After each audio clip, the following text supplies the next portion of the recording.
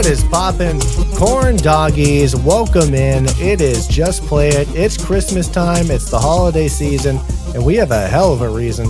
Hitting your TV screens, your computer screens, your phone screens, maybe we're in your ears, but have no fear, because we are here. I am Captain Pop. I am a straight up menace of the microwave. I'm switching it up. I am a popcorn fiend. I am a concession stand kid, and standing in line with me, waiting for his corn dog, is the captain of all corn dogs. He is the corn dog himself, the corn dog CEO, the chief corn dog in charge. His name is Nick. He's on a stick. He might be bricked up. He's showing me his jacket. He's showing me a matchy-match shirt. We're looking fly. It's award season. It's end of the year season. It is wrap party season. I'm James, and I'm here with my best friend, Nick. Welcome in, everybody. Yeah, James, you were right. I'm Nick. I'm on a stick, and I might be a little bricked. Who could know? I'm that corn dog cranking his hog, because it is the wrap party. Woo! It is that time of year. James, I'm not from the Hollywood world. You are. You may have been to a wrap party or two. More than two. After the conclusion of a show. And so that's what we're doing. We got some awards. We got some fun. It's time to celebrate our third year of doing this podcast, which is crazy to say. Wow. Time flies. It also doesn't. It's a little bit of a grind, but there's no one I'd rather do it with than you. And I can't wait to just recap this year and celebrate it like it deserves to be celebrated. I have to say, I'm excited when we record on a bi-weekly basis whenever we can throughout the year. But I don't think there's an episode that I am more excited for going into the recording than the wrap party. Both parts. Because as we learned from year one, it could be a hefty boy. So we split it up into two. And we just added more content last year, and it was two hefty boys. This is part one. It's the wrap party, the pregame, where we are going to go over some nominees for our final end of the year awards. We're going to do some quizzes, which is going to be a super fun time. And of course, we're going to do our rankings of the best weapon, the best fighter, and we're going to reveal our biggest piece of shit bracket. The classic. Some of you might be thinking, hey, wait a minute. What about your re-rankings of movies? Or what about, aren't we going to see you talk about the biggest piece of shit candidates? Aren't you gonna hash that out in front of us? Well, guess what? If you're watching or listening to this and you missed the Christmas episode, then what the heck? Go back. Because we actually took care of some pre-game business. We did the pre-game. We took some shots at the Christmas party, and we hashed out our re-rankings, our biggest piece of shit nominees. So you'll see it all unfold in the finale, in the final two parts here. But if you haven't seen our Christmas episode, go back. We pulled double duty. We watched a Hallmark movie, and we did some pregame activities. If this is the pregame, I'd say that we were day drinking out there. We were Christmas day drinking there in the last episode. So yeah, and if you want to listen to that, you just go to wherever you listen to podcasts, Apple Podcasts, Spotify. If you want to watch it on YouTube, go to YouTube. It's Just Play It Podcast. And if you want to just catch some clips and just see some fun stuff, Just Play It Pod on X. So you can follow us anywhere. While you're over there, just give it a thumbs up, give it a like, give it a little comment. Let us know what you're thinking. We appreciate it. It costs nothing to subscribe, Nada. to like. You can even just play the video and leave the room. I don't care. We just want the views. We want the listens because we want to be able to keep doing this and bringing you some top tier content. And speaking of that, Nick, top tier content inspired by you. In year one, you gave me an AI quiz that had to do with log lines and the dawn of artificial intelligence. So that has now become a wrap party tradition. And we have a friendly quiz to kick off the wrap party pregame. We're going to get into our AI generated image of log lines from movies that we watched this year, courtesy of my wife. My wife. All right, James, like you said, yeah, this was at the start of AI. I thought, what would be better than just putting in some messed up pictures of whatever AI can come up with? But AI has actually gotten pretty good these days, so I'm excited to see what this year has for us. Every year, yeah, AI gets a little bit better That was an issue that my wife said, because last year it was kind of at the point where it can generate a decent image, but the AI images still came out laughable and goofy. Like the hands, they couldn't do fingers or hands. There was always extra arms. I'm curious to see what we got. How did AI progress, Nick? I think we should just check it out. I think we jumped into it right now. I'm going to go down to picture number 1. Picture 1, we have, I think I got it. Yeah, I think I got it too. We have a classic Lego image. And for the listeners, we'll try and describe the visuals as best we can, but all the more reason to watch this on YouTube. So this is our classic Lego iteration. It's 2 women. One's holding, what is that? Like a present of a red letter. What's going on? Red thing. It's a red thing. There is a postal mail truck. Nick, we dealt with one movie this year that had to do with the USPS, and that would be Poetic Justice. I'm really trying to read what the front of this mail truck said. Also, I really like this design of the mail truck. It's kind of got a food truck deal to it with a little window on the side. Yeah, serves the mail out the side. And the mailman's just right in the front of this. The Lego faces are still messed up though. They're not quite okay. There's some serious Anthony Davis unibrow on the one inside the van. Yeah, it looks like after Chicago got a hold of them. So in the background, it says it looks like it says Madrid or Marid or Herod, like on a police station or something. But I'm going to go ahead and say this is Poetic Justice. This is 100% Poetic Justice. Logline is grieving hairdresser Justice goes on a road trip from South Central LA to Oakland on a mail truck alongside her friend and an obnoxious postal worker. Poetic Justice. Nailed it.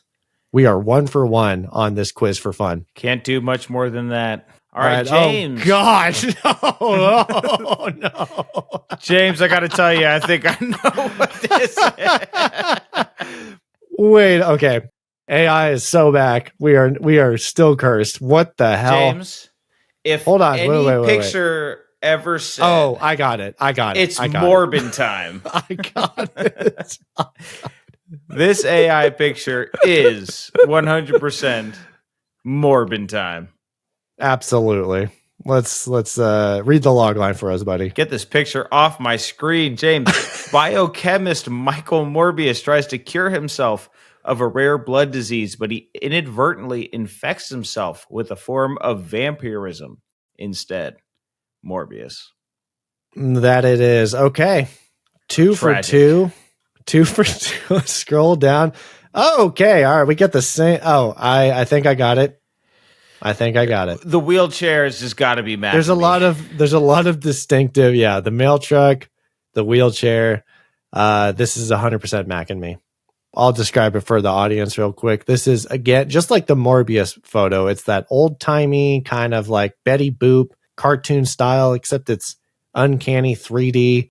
There's this kid who has black hair, a striped shirt. He's rolling in a serious looking wheelchair. It's like off-road tires. And he looks like he's cruising down like Venice, California or something with a car behind him. But yeah, let's go ahead and read that log line. After serving time for a tragic accident in which a young boy is crippled. Oh my God! We got it wrong. Oh! I forgot there was another wheelchair. An illegal street racer finds himself dragged back into the world of high-speed competition on the side streets and highways of Los Angeles.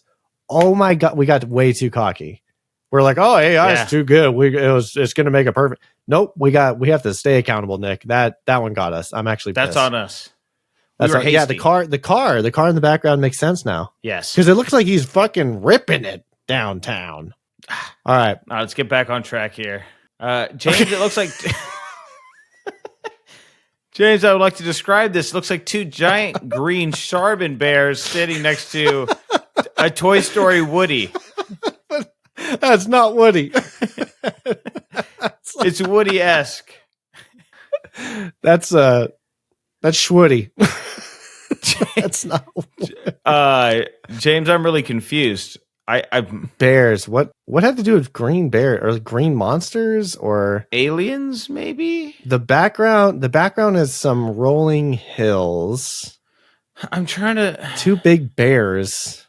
with like human hands. So the hands are still messed up, actually. And a cowboy? Why is there a Woody? That's literally Woody. Without the hat, Woody. Woody's very upset too. He's got a very sad face. Cowboy. Cowboys. I'm thinking Back to the Future Part 3 or Nope, but that wasn't. I don't think Nope was kind of in my head. Any. The log lines of those movies. What are these bears staring at, man? Yeah, the bears look like they're kind of Grinchy looking. They're green and they have yellow eyes, and they look dazed and confused. And Woody is looking like he's concerned for those bears. James, I'm going to be honest with you. I don't know. Okay, let's ignore the bears. Let's ignore Woody. Let's just pretend that they represent something. Anything green, anything alien. Remember, don't get tripped up on colors. Don't get tripped up on colors. That can be misleading. Yeah, you're right. Menace to society. You're telling me not to get caught up on anything in the photo. Now I'm confused. I'm going to be so curious as to what this is supposed to be describing. I'm going to say nope. I'm going to say On Deadly Ground. Okay. Let me read us the log line here, friend. Read it to me. The residents of a lonely gulch in inland California bear witness to an uncanny and chilling phenomenon. It is Nope.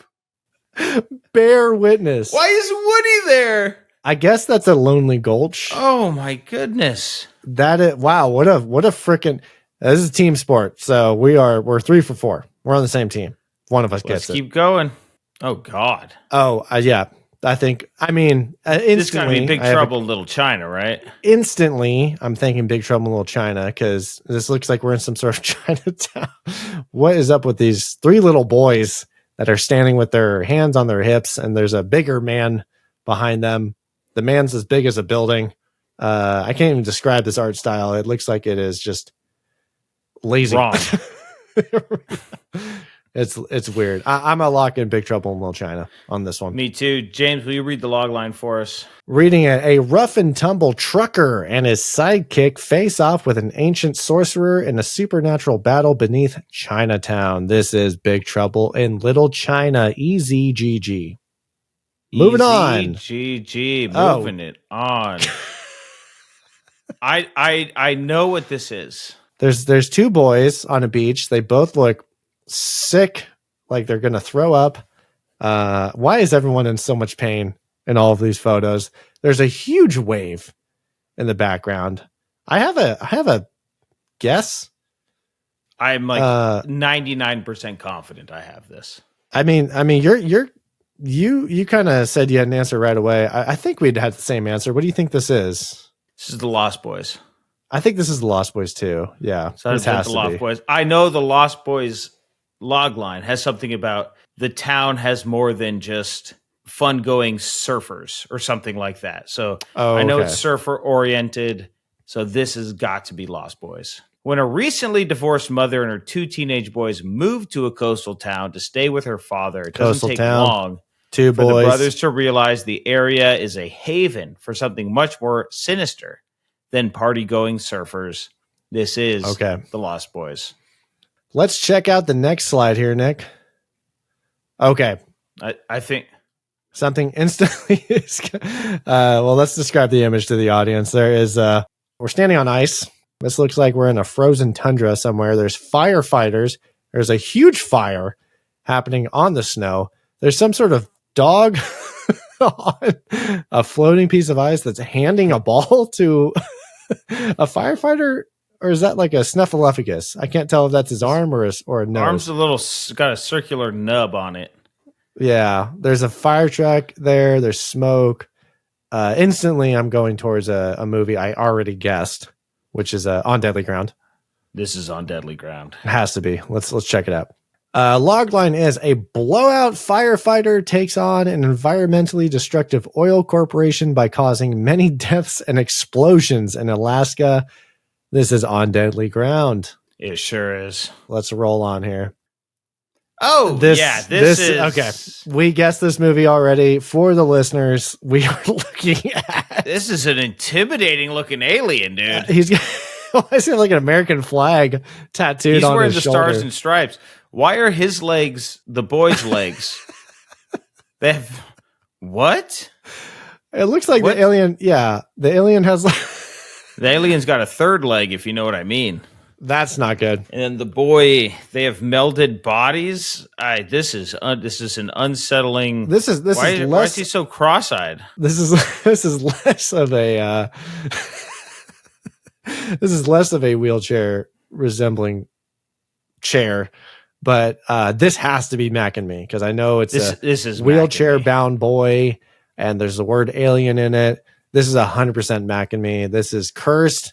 It's a knockoff looking Disney Pixar movie with cross-eyed and too much skin tone looking faced alien with a green body. And why is he so cut? And why is he sitting so close to that kid? And why are their legs the same? Let's get out of here, Nick. Give me that log line. Well, an alien trying to escape from NASA is befriended by a wheelchair-bound boy. This is Mac and Me. Okay, now we hit Mac and Me. All right, moving on. Oh, we got a. I think something instantaneously is coming to me. However, I don't want to get street racered. So to paint the picture, we have a van with doors open. Like you said, it does look very heisty. It looks like we have gold bars in the back. We're outside of a building that has a sign that says O'Malley's Bar. Yep. There's two guys packing up the van. There's a dog. There's like an oversized chihuahua in the back. I don't know why the dog is in there. Why is the dog in there? So, Nick, I'll say instantaneously, I'm thinking Harley Davidson and the Marlboro Man. Well, let me tell you right now, your original thoughts would be wrong, James. O'Malley's Bar. Because I'll tell you right now, you know who the Irish were coming after in one of our movies? Our boy Ronan. His name wasn't Ronan. But this is Ronan, and I'm gonna give you like another 99%er on this one. Because they do call out the Irish in the Ronin logline. O'Malley's Bar. See, I was thinking of the old man's bar in Harley Davidson and Marlboro Man. They pull a heist on a van. I don't know where the dog comes in. I don't know where the dog comes in on Ronin, but dog doesn't come in anywhere, to be honest with you on this one. This is creative liberties of AI. There's just a dog. But I'm going to tell you right now. That's down the ride. this bad boy is Ronin. Let's check it out. All right, let me give you the log line. James, two lone riders hold up a bank's armored car to save their friend's bar. Oh no! From the imminent foreclosure, soon the mission goes awry when they discover the vehicle's unexpected cargo. This is Harley Davidson and the Marlboro Man. Why is it O'Malley's Bar? The dog is the unexpected cargo. Oh, do we count fooled. That, or do I kind of went with you on Ronan? You did. I led you. I feel like we can't. I am a false prophet of the quiz, and I have ruined it. I am so sorry. So confident. Wow. I've never had so much confidence. Wow. Oh, I looked you dead in the eye and said you are wrong. You're like, you are fucking wrong. It is not Harley Davidson and the Marlboro Man. This is a Ronin. Insane. I was like, it is Ronin. Well, let me tell you right now, your original thoughts would be wrong, James. I am so sorry. Moving on. Right, moving on. I don't know. I can't describe the art style. It almost looks like a kid show art style. Yeah. There's a red car. I can't tell if it's supposed to be a cop car or a fire truck sedan. There's three kids. They all look like they're Marty McFly.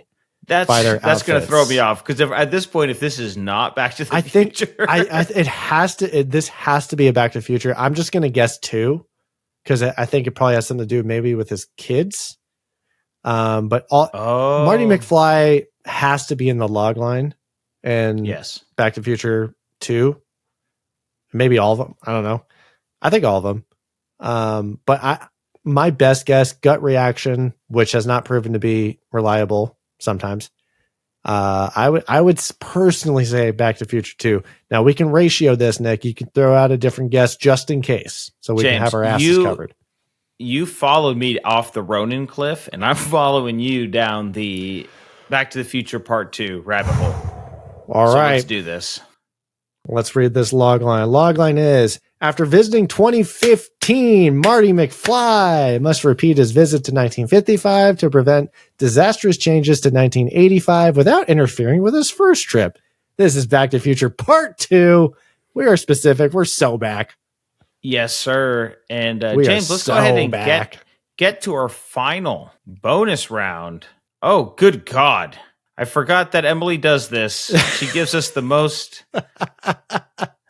cursed pictures. There's 8 bonus rounds, James. So top left, Mac and me. Mac and me. I think bottom left is Mac and me too, no?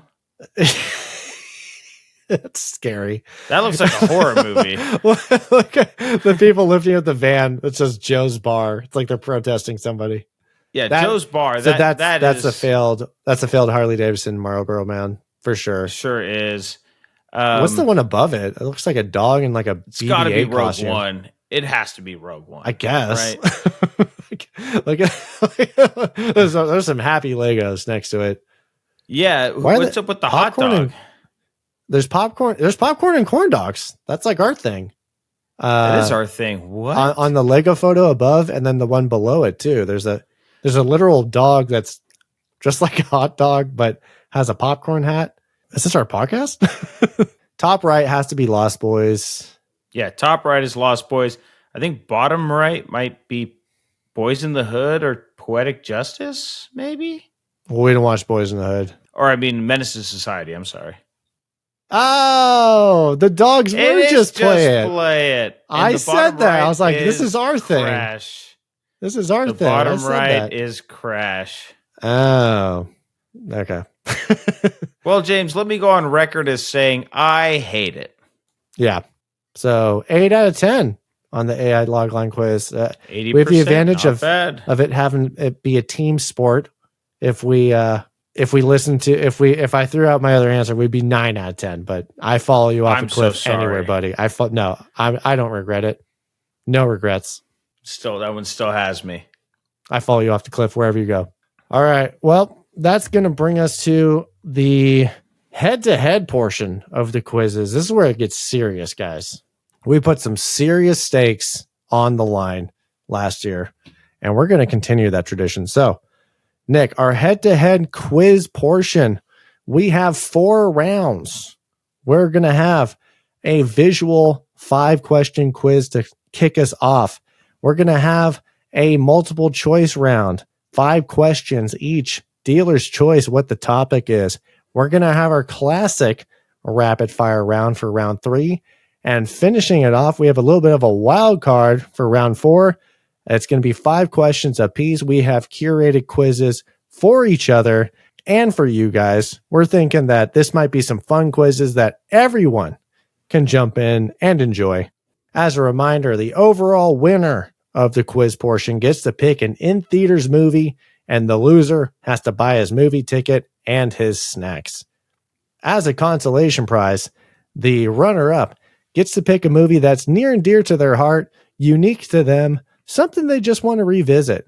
That's a little bit off the beaten path of what we do. I'm going to put up all the movies on the screen that we watched. If you're just joining us, this is a weird time to jump in, but okay, happy to have you. Glad you're listening, glad you're watching. But as a reminder, Nick, our movies that we're going to be quizzing each other on are our franchise of the year, Back to the Future, Big Trouble in Little China, Crash from 2004, the 2 Fantastic Four 2000 movies, Poetic Justice from 1993, Mac and Me from 1988, Ronin from 1998, Star Wars Rogue One, Menace to Society from 1993, Street Racer, the straight-to-video movie that a lot of people probably haven't heard of, Harley Davidson and the Marlboro Man from 1991, Back to the Future Part 2, In Time with Justin Timberlake from 2011, The Fantastic Four First Steps, the 4th installment of the Halloween Town series, Return to Halloween Town, another under-the-radar movie, the unreleased Fantastic Four movie from 1994, we illegally watched it,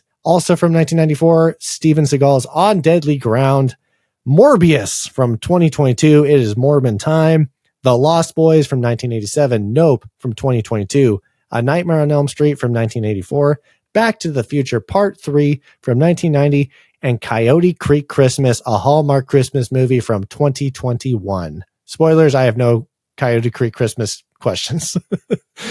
I didn't care. James, you won the overall quiz last year, so you get to choose. Do you want to take the kickoff or do you want to defer? I'm gonna defer. Now, does that go for all rounds? Sure, it goes for all rounds. You were the winner last year, so you get yourself a little bit of a reprieve, we'll say. I'm gonna defer on round one. I'm gonna go first on round one. You go first on round two. I will go first on the rapid fire, and I will go last on round 4. Okay. For round 1, there's going to be 10 points in total. 5 questions, 2 points each.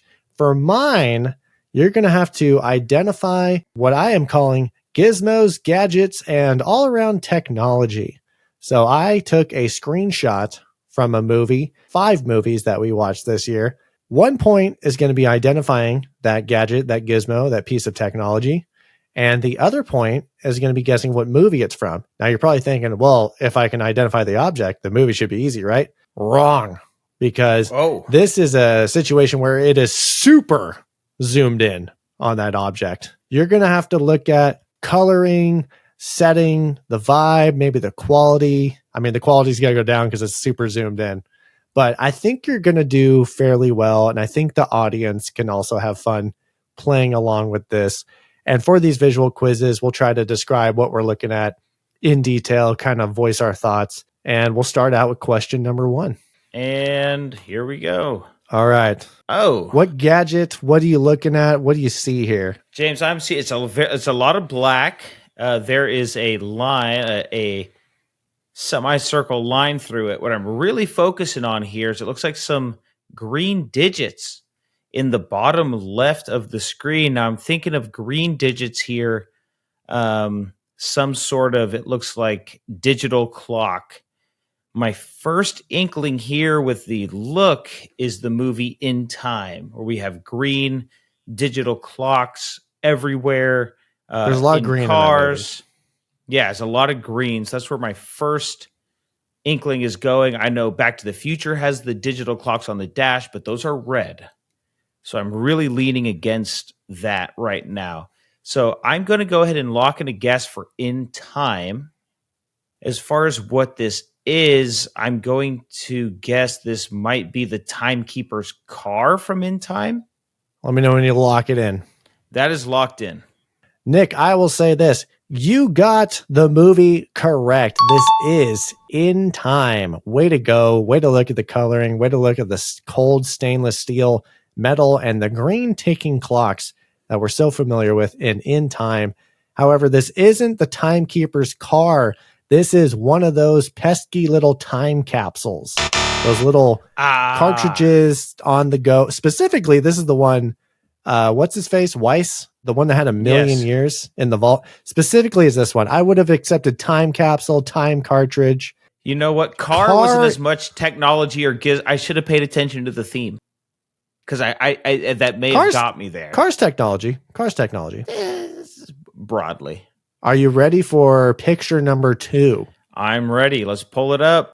All right, James, we have some sort of circular device with 4 metal objects around it in all the cardinal directions and something in the middle. The background looks a little dusty, a little bit like desert. So I'll tell you right now that the 2 places my head is going is Nope or Rogue One. So if I was going Nope, I'd think this is some sort of camera lens from Nope. But the rest, the visuals around it don't look quite like a camera lens like I would be used to. I'm not remembering anything like this in Rogue One. What else could this be? It looks weird. It looks funky. No.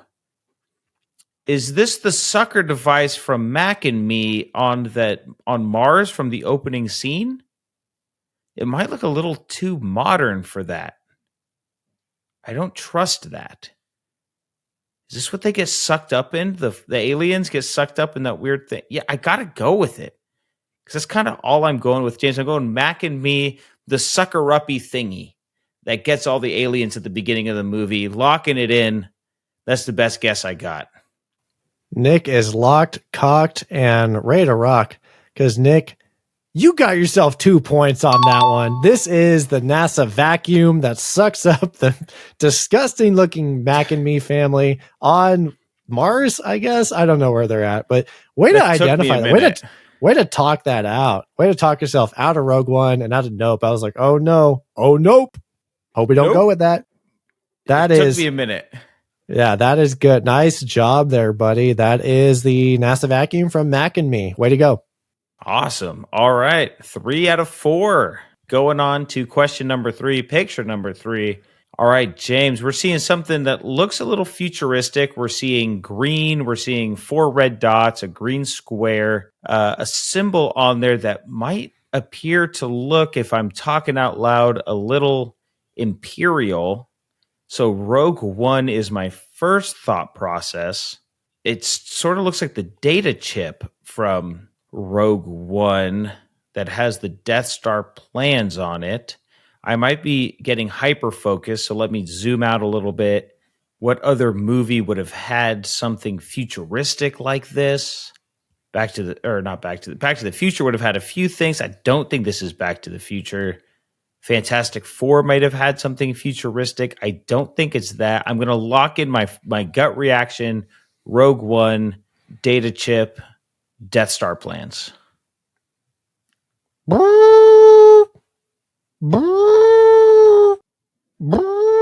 Is that an Imperial alarm I'm hearing? Yes, Nick, this is the Stardust. This is the Death Star plans from Rogue One, a Star Wars story. Way to go. Way to go. This is my first, for people at home who think, oh, they cooked this up. This is my first time seeing this quiz ever. And I'm staring. I'm not cheating. I'm looking right at it.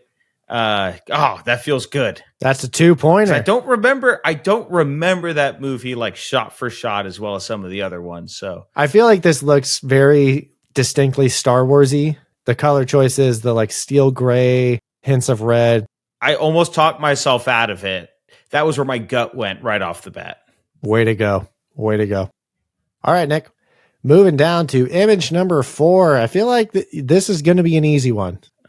James, this, unless I'm talking myself out of it, is this Fantastic Four First Steps Fantasticar? Locking it in? Final answer? Final. See, if I was on Who Wants to Be a Millionaire. What do you see?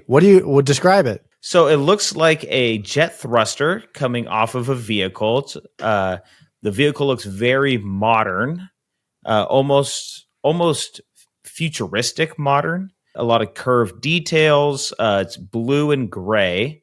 So that's what's leaning me towards the Fantastic Four. First Steps, because I know the vehicles in the original Fantastic Fours were not as futuristic. They drove... James, help me out here. In Rise of the Silver Surfer, what car sponsorship did they have? Was it a Dodge? Might have been a Hemi. Hemi? Of course. Yeah. This isn't the Hemi, right? The styles looked too good for it to be. Oh, now I'm questioning. I know it's a Fantastic Four. I know it's a fantastic car, but now no, the Fantastic Car in First Steps was even more futuristic. They wouldn't have jet thrusters. Is this Rise of the Silver Surfer Fantasticar? Locking it in. Nick, this is the Fantasticar, but it is the one from the Fantastic Four First Steps. Oh, I questioned myself. No. So I guess you still get a point because you guessed Fantasticar, which is technically correct. I think you get a point on this one. Gosh, I should have went with my gut there. It was the second I saw it, that's where my gut went, and I talked myself out of it. Final image here, Nick. Let's go for it. I hate this. Okay, Nick hates this. What are you seeing that you hate? What looks like a hand holding some kind of green goopy substance. It's a little flubber looking, actually. It is very flubber looking, and I am very confused. You definitely saved the hardest for last because this is weird looking. I can't doohickey of some sort, and I'm really trying to run through the movies. I don't think you'd ever do another Fantastic Four, so I'm knocking those out. This looks like it might be something that a Morbius would do, but for the life of me, I can't think this is Morbius. Lost Boys? I don't think so.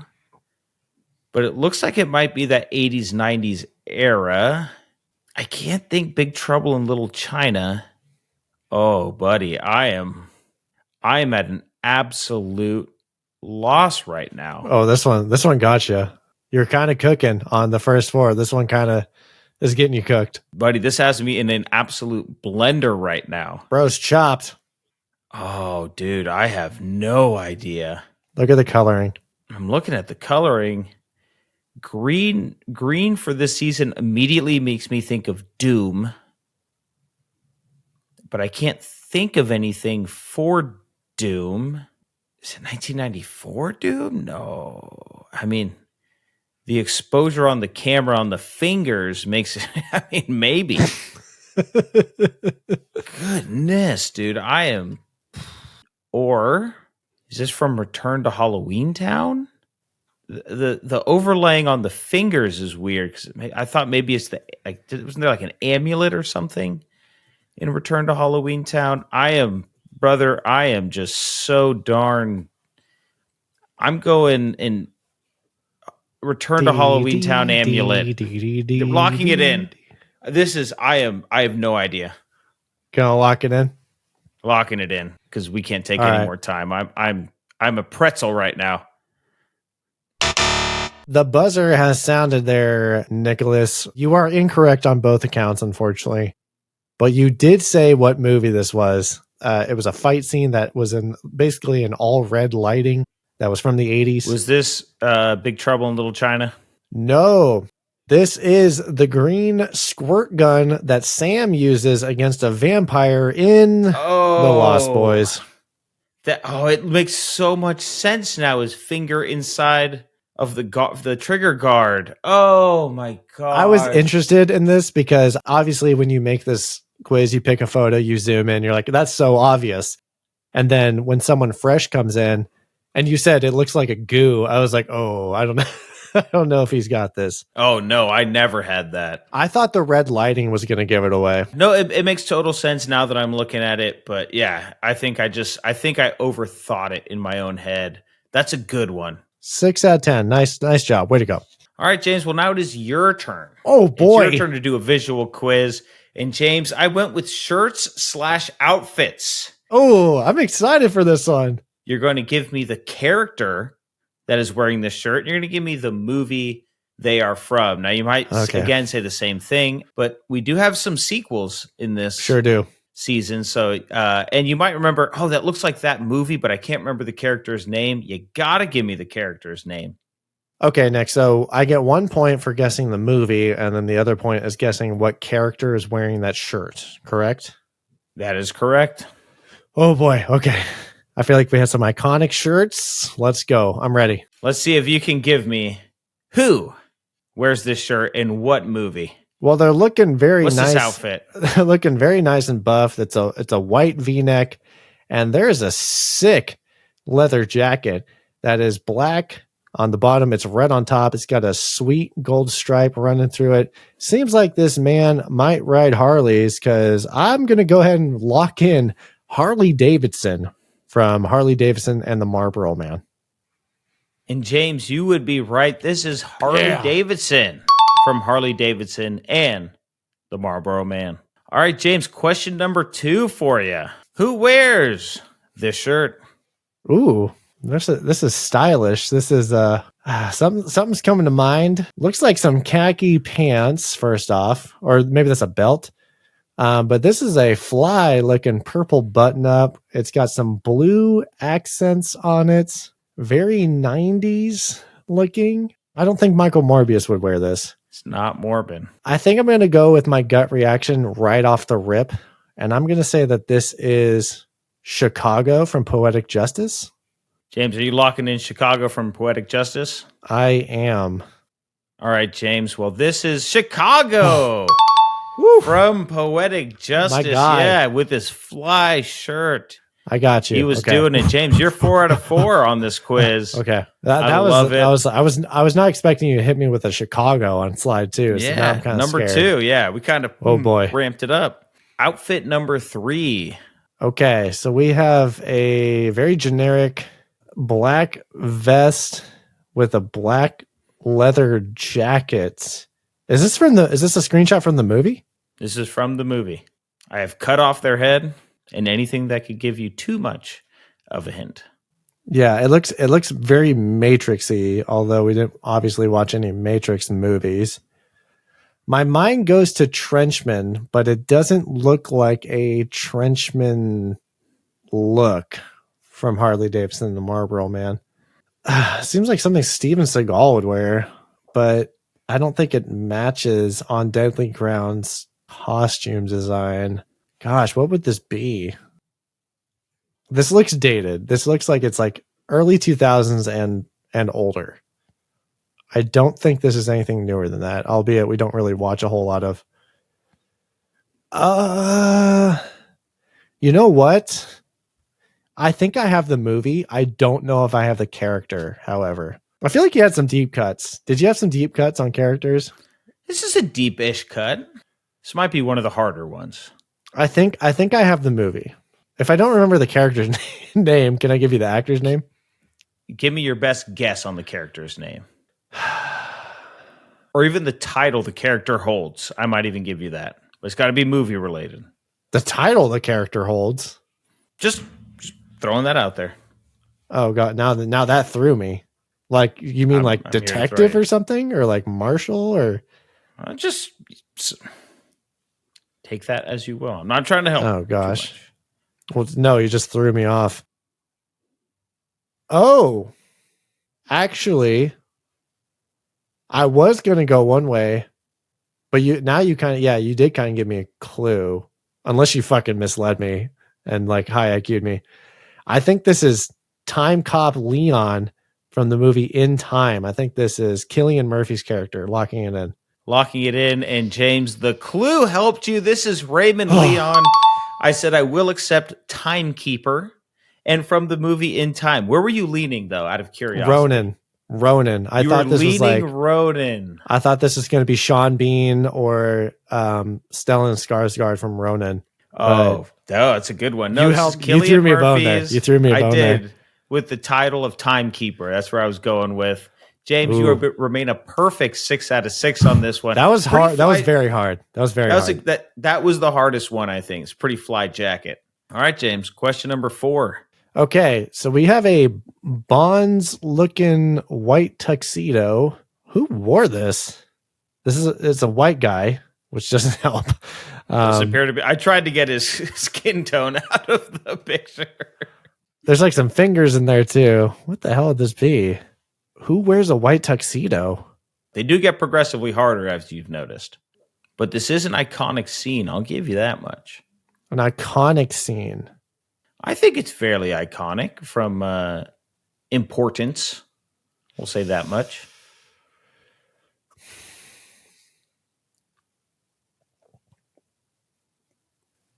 Oh, man. What was he wearing? Is this talk me through it. I'm thinking Back to the Future. Is this George McFly from Back to the Future? Are you locking that in? I'm locking that in. James is locking in George McFly from Back to the Future. And James, it is Let's George go. McFly. And I would have accepted part 1 or part 2. I know what you meant. Obviously, I almost said, is it from part 2 or is it from part 1?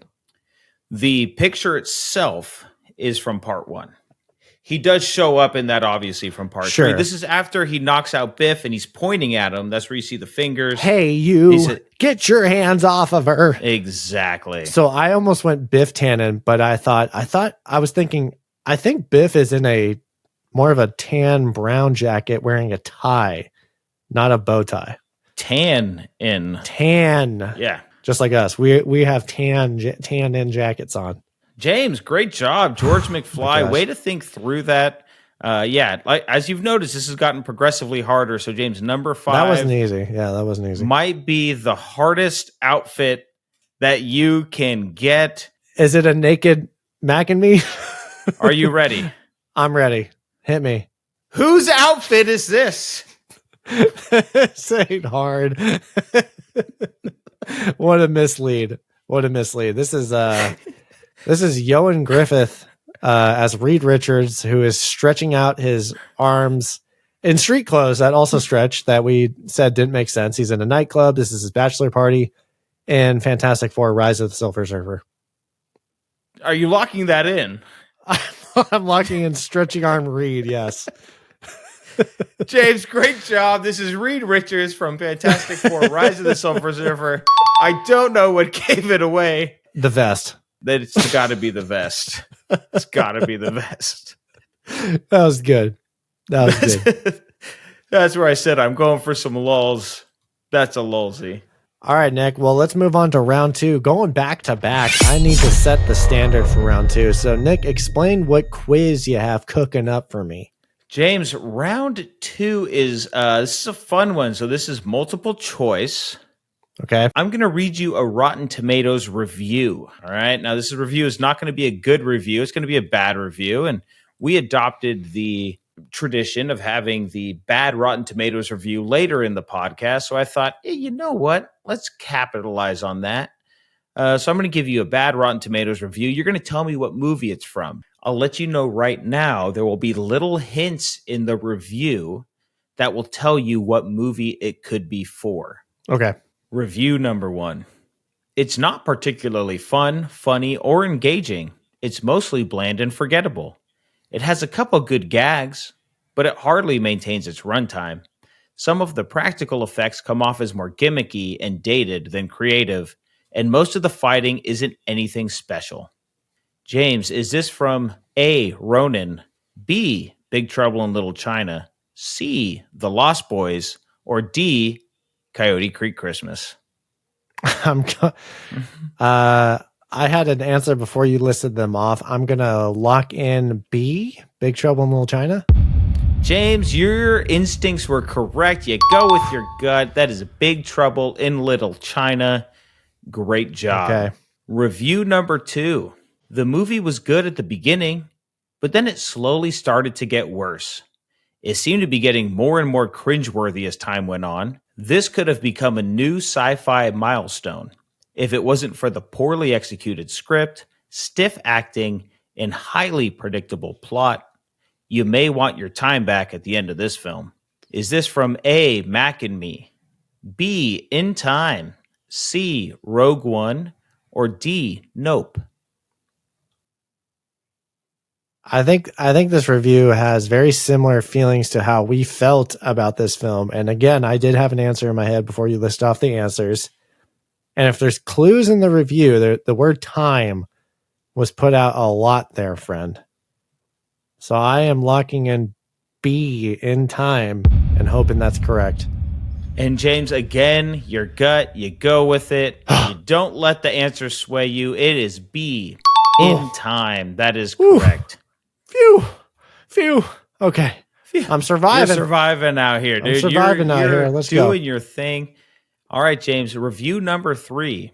This movie is terrible, and anyone saying otherwise is being pretentious or just trying to go against the grain. How is this still sitting at an 88%? It's insane. James, is this A, Crash, B, Rogue One, C, Nope, or D, Fantastic Four 1994? I had an idea in my head of what this could be. And I was like, it could also be this. Can you read it again? I don't know if I can distinctly hear like any clues specifically, but let me just hear it again. This movie is terrible, and anyone saying otherwise is being pretentious or just trying to go against the grain. How this is still sitting at an 88% is insane. Your options were Crash, Rogue One, Nope, or Fantastic Four from 1994. So instantly, I was thinking, this sounds like it could be a Rogue One review. Kind of like how I felt about the In Time question. I thought this sounds a lot like how we felt about the movie Crash. However, I feel like there's some Nope haters out there. And I'm completely blind on this one. There's a 25% chance. But I am going to lock in C, Nope. James, this is your first miss of the round. Please don't tell me it was Crash. This was Crash. And I thought pretentious might have been a bit of a clue there for us. This might have been more of the ambiguous one. But yeah, this one was Crash, sitting at an 88%. And you know what? It is insane. And we'll just say that out loud on the podcast. Crash sucks. James, review number 4. One of the dumbest movies ever. The director is smoking too much of the green, probably choking on the cash too. Sellout. James, is this Fantastic Four First Steps, Rogue One, Morbius, or Nope? This is another generic one here. There's one-ish hint. I think you can get this. This movie's dumb. The director's smoking too much green. Something about cash. Sellout. Mm-hmm. I mean, I'm thinking big major franchises like Star Wars and Marvel. Fuck it. Morbius. James, unfortunately, it is not Morbius. I thought you were going to trip yourself up because you accidentally chose Nope on the last one. This one is Nope, and I thought the idea of the director being such a huge part of it, Jordan Peele getting hate on this one, being the most notable director of the 4 movies here. This one is for Nope. Unfortunately, it was a little generic. I would say that I don't see the clue in that one, but that's fine. I would say the director, right? The calling out a director. He is the most notable director of the 4. I also think smoking of the green, smoking weed, it might have been a racist comment because he's black. He was you're smoking too much green, boy. I'm not thinking that much. James, last one. Finish strong. Yes, this one I have given you 3 reviews, and I hope you can get them. 3. Okay, let's go. The first review: can I get my life back? Watched the trailer at the movies and thought it would be awesome. Turned out those were the only good shots. Horrible at best. You don't feel for the main character at all. It makes no sense. Total waste of time. Sorry. The second one is, if you like this, you are not real. And the third one is, why does this have a 71% audience score? James, is this On Deadly Ground, Morbius, The Fantastic Four First Steps, or Crash? Nick, I morbed on the last one. I think it's morbid time on this one. because Morbius has an abnormally large audience score, which we talked about specifically. And we said this got review bombed in a positive way, where people were giving it 5 stars for absolutely 0 baseless reasons. I'm locking in Morbius. James, it took all of my strength not to just write down it's morbid time as the review, but you are correct. This is the review. All 3 of these reviews are for Morbius. Great job. Right. Hey, 3 out of 5. I'll take it, dude. I was worried about those 2 questions. They were a little generic. They were very subtly hints. Hey, we get some layups and we get some swats in our face, you know? We sure do. Round 2, the multiple choice carries on. Are you ready for your turn for multiple choice? I'm ready. Hit me, baby. All right, Nick. So just like last year, I have character quotes. I'm going to read a quote from a movie. I'm going to say, is this person or this person? Just like last year, we have a theme of everyone having the same or similar sounding names. Oh, shit. I'm going to get so tripped up. Well, don't fret, Nick, because unlike your multiple choice, on some of these questions, you only have 2 possible answers or 3 possible answers or 4 possible answers. Okay. Technically 5 on one, but not really, because, yeah, that's a little bit of a throwaway joke one. But, Nick, for example, if I were to say, question number 1, is this lucky or lucky? The quote is, the fuck is wrong with you? Beating up on a fucking female. And I said, hey, Nick, is this Lucky from Poetic Justice? Or is this Lucky the horse from the movie Nope? You would say, Lucky the horse. And I would say, unfortunately, Nick, this is Lucky from Poetic Justice. This is not going to go well, is it? Which was portrayed by Tupac. Unfortunately, Nope featured horses that did not talk. Should have watched the movies. understand the rules? I think I got it. They will get progressively harder, quote unquote, although I think you'll do pretty well on these. Let's do it. Who said it? Number 1, Jack or Jack? Last year we ended on 6 Jacks. There was a lot of Jacks last year. I have to say, I had trouble finding the same names across all the movies we watched this year, but I think I scrounged up enough. So first one, here we go. Jack or Jack? The quote is, talks cheap and I'm not buying any. Was this A, Jack Daniels from Harley Davidson and the Marlboro Man, or B, Jack Burton from Big Trouble in Little China? This is Jack Burton from Big Trouble in Little China. Are you locking that in? I'm locking it in. Going with my gut. Nick, I hope you're sipping on whiskey because this is actually Jack Daniels from Harley Davidson. It's a vodka drink. A vodka nut. Nick, what are you doing? I know. This is our intro scene where we run into Big John Studd, the former WWE wrestler, who confronts Harley Davidson and says, talks cheap and I'm not buying. Although it sounds very Jack Burton-ish. Talks cheap and I'm not buying any. It's so Jack Burton-y. Man, I really thought that was just one of his lines. Kind of like yours, a little bit on the generic side of things. However, there was only 2 possible answers, so I thought it kind of counterbalanced it. That's fair. This one's a little bit of a wild card. Quote number 2. Nick, is this red, or Rod? The quote is... No. This is a wild card. The quote is, so what's going on here? An orgy or something? Was this A, Red from Street Racer? B, Red the Bum from Back to the Future Part 1? Or C, Rod Lane from A Nightmare on Elm Street? An orgy, huh? 1 in 3 chance on this one. It just sounds like Rod, but I feel like that's a trap. That's such a Rod thing to say.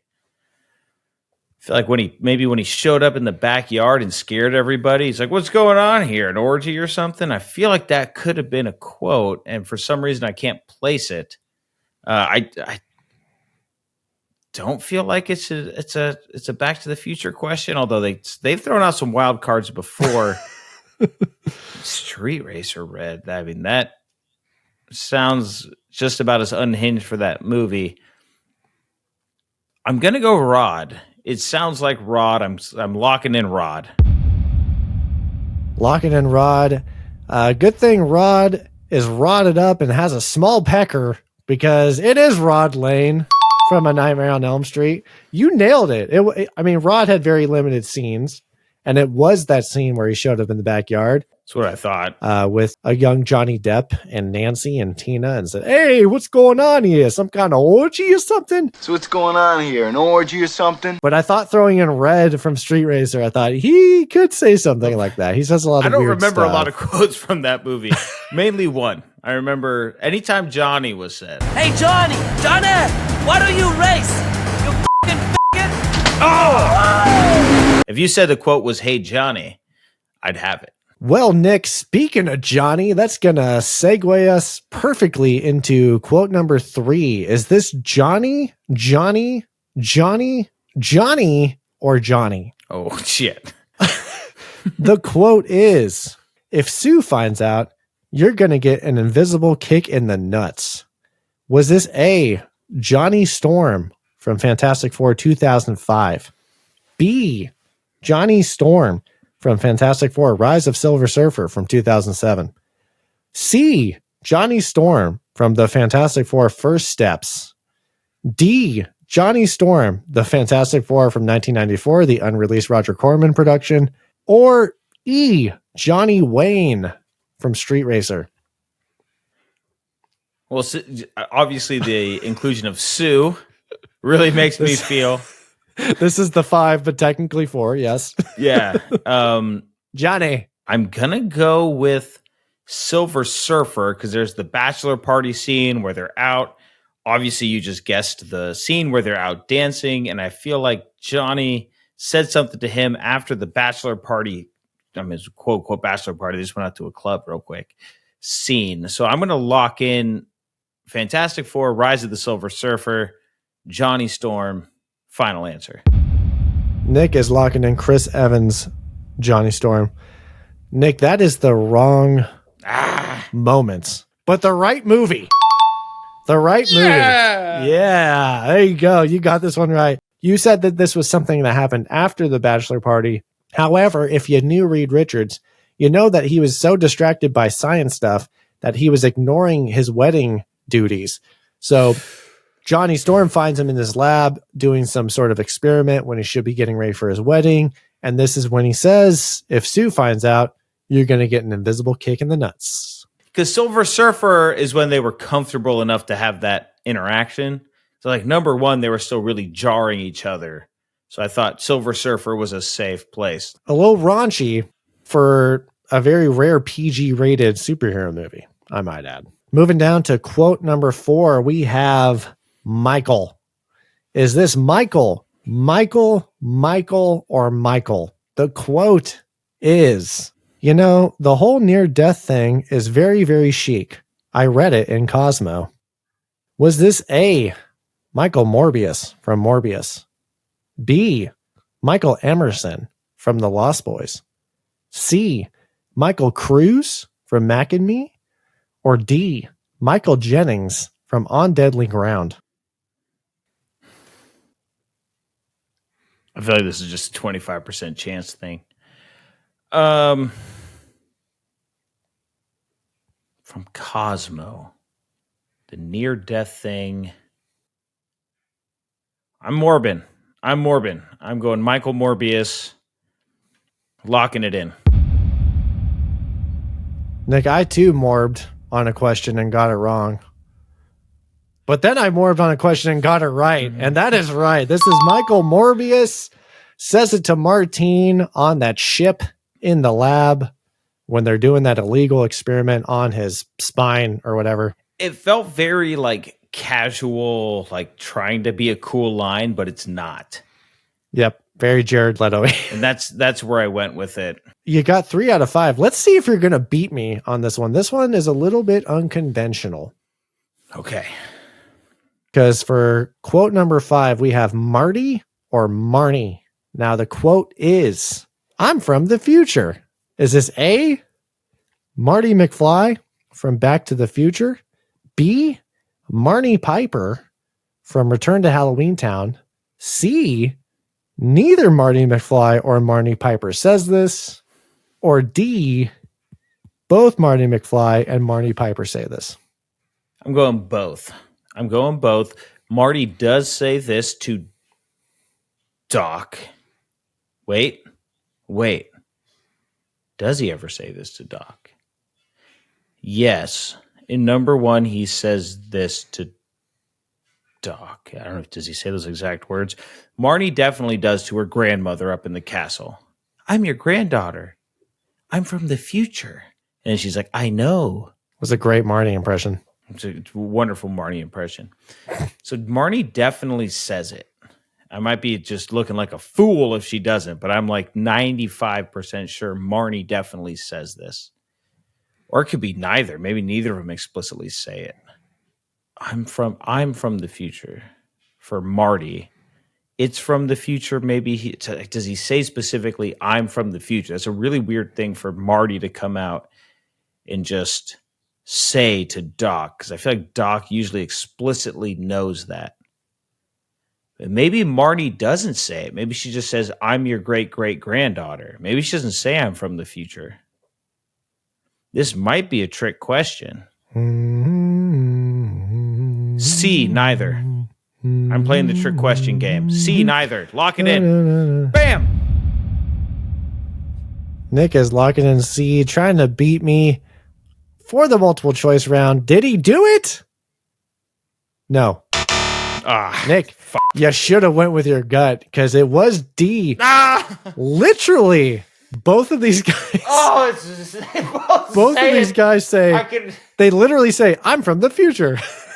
I knew it. Why did I overthink it? Oh my God. Very tough. It's so explicit. Marty says this in part 1 when he meets up with Doc in his house, and Doc's wearing that big headgear thing. And he says, "Don't say anything. I'm going to try and guess what you said." And then Marty pulls that little plunger wire off his forehead and says, "Doc, I'm from the future." Doc, I'm from the future. And then Marnie probably you said literally it said it. You literally said it. Yeah, you quoted it with a perfect impression. She says it to her grandmother, great-great-great-great-grandmother, Aggie Cromwell. And she says, "I'm from the future. I'm from the future." And then Aggie Cromwell says, "Well, that would explain those clothes." I thought maybe they didn't say it verbatim. It was a trick. That was a cheeky This is me one. sitting down in my SATs. Like, you can't be that easy.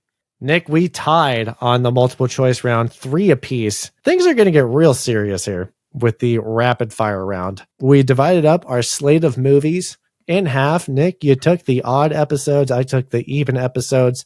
We had 24 movies in total across the board. Nick, I am electing to go first on this round. So 12 questions maximum, 69 seconds on the clock. And for the folks at home, we're not slow. We have a little bit of a 1 second delay with our recording software. So there might be a little grace period at the end. 12 questions, 69 seconds. Now, James, question for you. This is a procedural question. If I guess it and get it wrong, are you going to just say no and I get to re-guess? Or are you going to say no, this is the correct answer, moving on? Once you say an answer, it's either going to be correct or it's going to be no, it's this, moving on to the next one. Perfect. All right, James, let me count you down. I'm going to count you down from 3. I'm going to say go. I'm going to hit the timer, and I'm going to read question number 1. Are you ready, sir? I'm ready. He's born ready. All right, James, ready? 3, 2, 1, go. In Back to the Future, 1985, what brand of truck does Marty dream of owning? Toyota. Correct. In On Deadly Ground, what event destroys the oil rig early in the film? Faulty regulator. Correct. In Crash, what does Anthony release at the end of the film from the back of a stolen van? A bunch of illegal Cambodians that are being trafficked. Correct. Go. Return to Halloween Town, what forbidden spell book does Marnie discover? The Cromwell cookbook. The Dominion spell book. In Harley Davidson, what drug is hidden inside the armored bank transport? Crystal Dream. Correct. In Coyote Creek Christmas, what food-related activity brings Paige and Dylan closer? Cookies. Making cookies. Correct. In Poetic Justice, what is Lucky's job? He's a mailman. Correct. In Time, what luxury zone do Will and Sylvia break into to gamble for New more Greenwich. time? Correct. In Ronin, what disguise does the team use during the ambush convoy? Nuns. Incorrect. Time. It was ice cream truck drivers. Oh, I don't even remember that. How many questions did we get off? 11. Not bad. I'm sorry about the on Deadly Fire when I was like, what event? You were like faulty, and I was like, it's supposed to be like an explosion, but the faulty thing did lead to an explosion. I thought this was I was gonna say fire, but I was like, maybe I need to be specific. Oh, fire would have been great. I have explosion or fire written down. So that kind of ate up some time there. What was your 12th question? In The Lost Boys, what happens to the noodles David gives Michael? They're 10 the worms. Yeah, that would have been it. How many did I get? 7. Okay, 7 out of 11. Which ones did I get wrong? You got Dominion Spellbook. Yep, that was cookbook. And Ice Cream Drivers. Wait, is that... I don't have 12 questions. What the fuck? I only have 10 questions. What happened to my doc? All right, well, we got through 9. Okay, I guess. Yeah, the other thing is like you gotta keep it rolling so that we're not killing time. I'm shook up. You got me on the ropes. Let's do this. Nick, I got 7 out of 9. Let's see how you do on the rapid fire round. 69 seconds on the clock. 12 possible questions. Get them out as soon as you can. Let me know when you're ready. I am ready. Starting in 3, 2, 1. Go. In Big Trouble in Little China, the group of the characters Thunder, Lightning, and Rain go by what name? The Three Storms. Correct. The final battle takes place on what planet in Rogue One? Andor. Wrong. Scarif. Who plays Ben Grimm in Fantastic Four 2005? Oh, I hate this. John. I don't know. Incorrect. Michael Chiklis. Question number 4. What's the name of the book Biff uses to cheat in gambling and Back to the Future Part 2? Sports Almanac. Correct. Question number 5. An actor who had spina bifida in real life starred in a movie we watched this year. What was that movie? Pass. Mac and Me. Next question. What brand of vehicle did they make the Fantastic car in Rise of Silver Surfer? Hit me. Dodge. Correct. What country does Morbius steal bats from? Lithuania. Incorrect. Costa Rica. What is the Fantastic Four's robot assistant in First Steps? It is Herbie. Correct. What is the name of the sitcom in the movie Nope? Jupes. Pass. That is time. It is Gordy's Home. Gordy's Home. Gordy's Home. I hate, dude. I freeze up in quizzes. I'm really good at trivia. Like, you give me enough time, I get Michael Chiklis 8 days a week.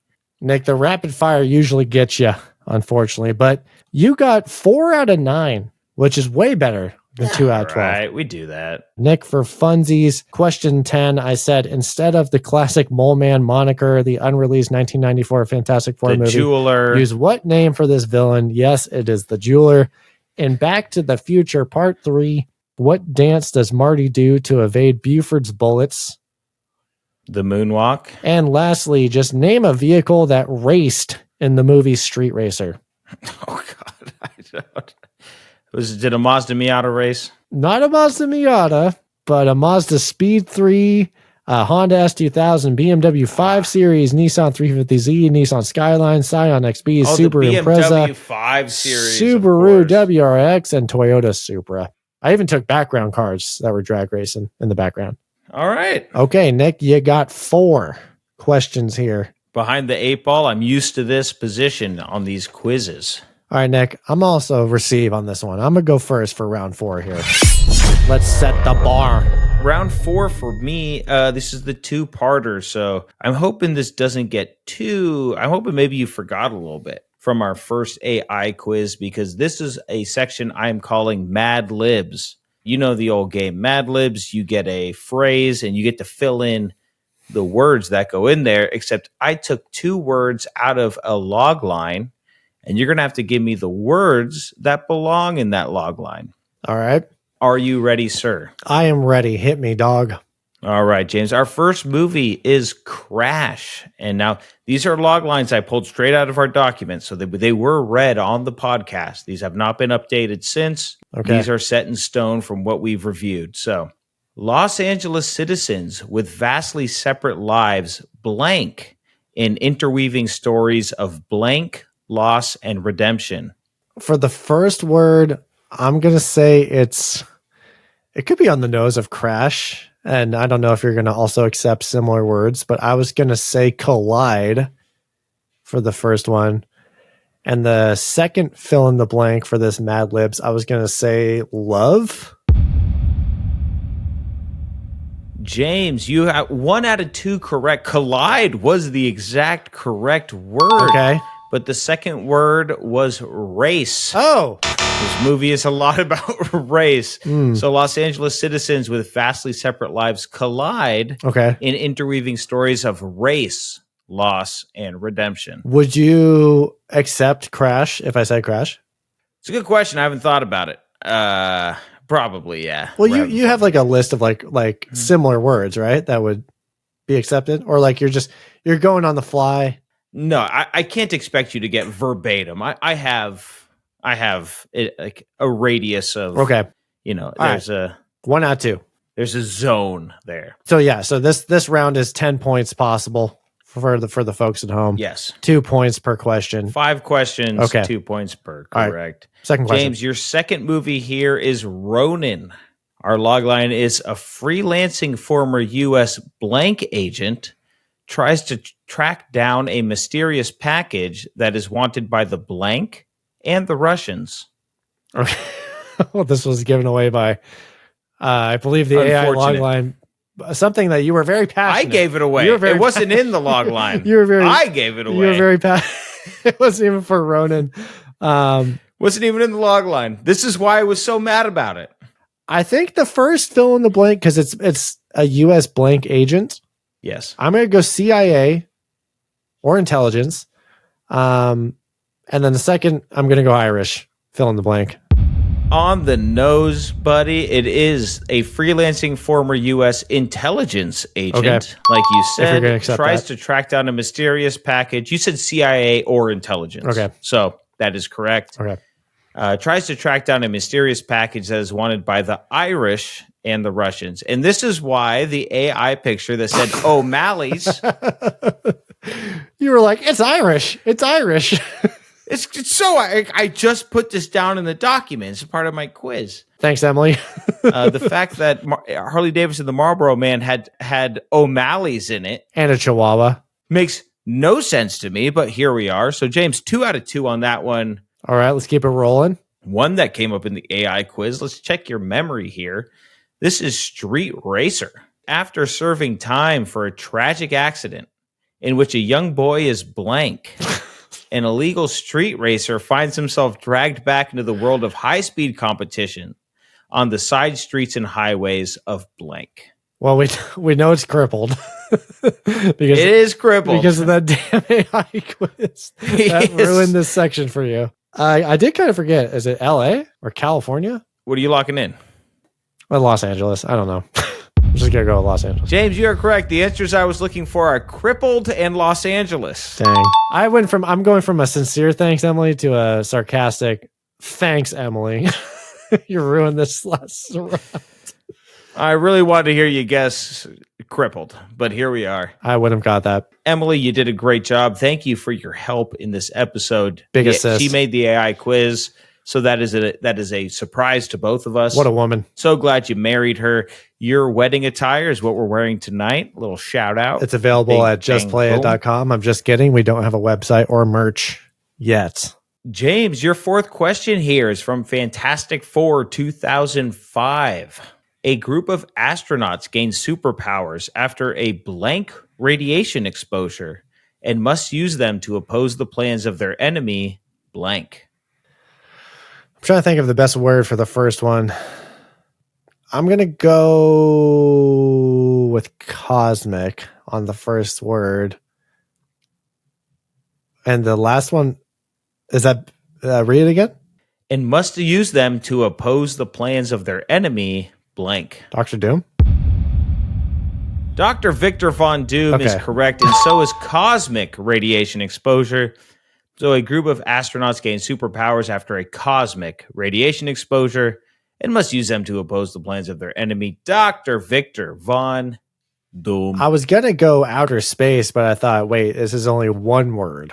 So I think cosmic. It is one word. Because I was going to say space radiation. That doesn't sound correct. I don't think I would have given that to you. Yeah, cosmic is such a Fantastic Four, phrase. I knew you'd pick it up. The power cosmic. James, your last log line you got to fill in here is Return to Halloween Town, because I haven't really given him a shout out yet, so I had to give it to him. Let's hear it. James, Marnie and Dylan are going to follow their dreams to go to blank at Halloween Town University, which is also known as blank University. Well, I know the second one is Which You, because we made a big deal out of it. Wait, but read the first part again? Marnie and Dylan are going to follow their dreams to go to blank at Halloween Town University. Oh, college. James, you nailed it. You want to go to college at Halloween Town University, which is also known as Which You. As Which University. Because I remember James made fun of that. James, you knocked out 9 out of 10. Strong. On that one, sir. Strong. You know your log lines. You know your Los Angeles, your Which Universities, your crippleds. Okay, Nick. So I'm at 29. Nick, you are. I'm at 13. Oh. Mathematically Let's eliminated. have some fun here, buddy. Hey, that's all I ever want. I saved the funnest one for last. Round 4, same format, 5 questions, 2 points. This is going to be Name That Noise. Audio clips I've pulled from the movies, similar to the visuals. I need you to get 1 point for identifying the noise that you're hearing, and an additional point for identifying the movie that it's from. I've sent you the audio files because I feel like you need to really listen into the nuances and the small details in there and see if you can get something. Talk it out. Let me hear your thoughts, and you may let her rip. All right, I'm going with number 1 right here, right now. Let's do it. Let's do it.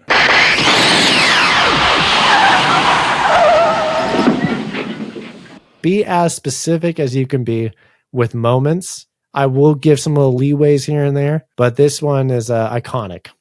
This sounds like the time-traveling DeLorean from Back to the Future. Any specific moment in the movie? Going back to the present from 1955. This is the time-traveling DeLorean from Back to the Future, Part 1. You nailed it. Specifically, it's when we send Einstein 1 minute into the future and Doc says, "Look out!" And then he comes ripping back in with that psh, psh. Besides, the stainless steel construction made the flux dispersal. Look out!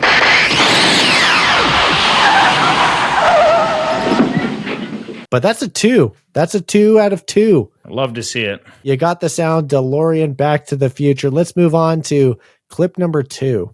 Clip number 2. Let's do it.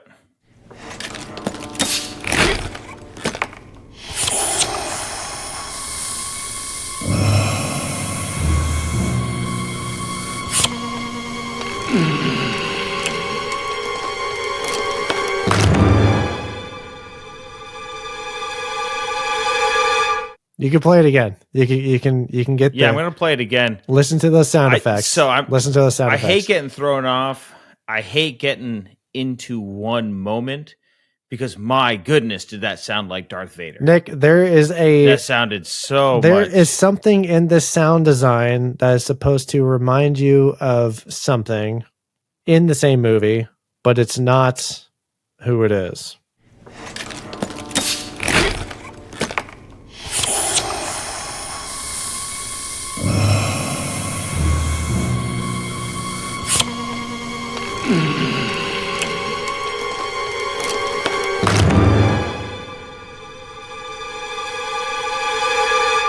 You're on the right track. So I'm really thrown off because it definitely sounds like Darth Vader, that noise. But then it also sounds like a chainsaw being started up, and that is not Star Wars-y. Oh, Darth Vader with the chainsaw. That would be frightening, right? So I'm really thrown off. I'm really, really thrown off right now. You are on the right track. Yeah, but I don't think this is Rogue One. Because that music's not Rogue One-y. Was anyone wearing a Darth Vader mask? Darth Vader. Hey, Lightning McQueen. Darth Vader. Darth Vader. With a chainsaw. So the only two things I can think of, and I can't remember a time, Mac and Me, he was definitely controlling electronics and other mechanical things. Or this is from the Lost Boys. But I don't remember a chainsaw. Why does it sound like a chainsaw is being started? What part are you hearing a chainsaw? Did we have any chainsaws? I don't know. I'm thrown off. I'm going with the Lost Boys when they are invading the vampire nest.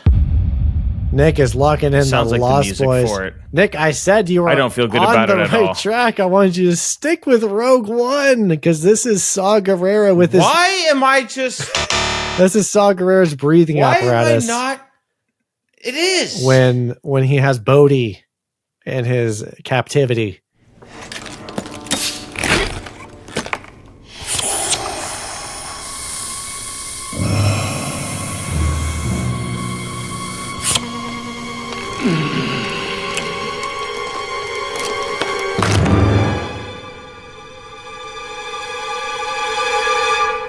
Why am I not going with my gut? It has killed me so many times today. Was that Mike? That was Giacchino that did that, right? Yes. I think so, right? Yes, it was. You're 2 out of 4 right now, Nick. Let's move on down to clip number 3. This one's. Let's see. This one's. I just got to go with my gut here. This one's might be hard.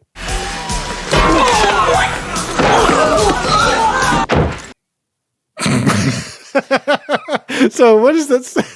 Describe the vibe that this sounds like. So the vibe is like an 80s or 90s fight scene. There's definitely fake punches. There's like a really campy score going on in the background.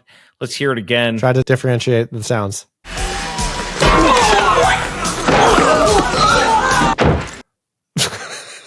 Can you hear the music in the back? You called it a score, but can you hear the music?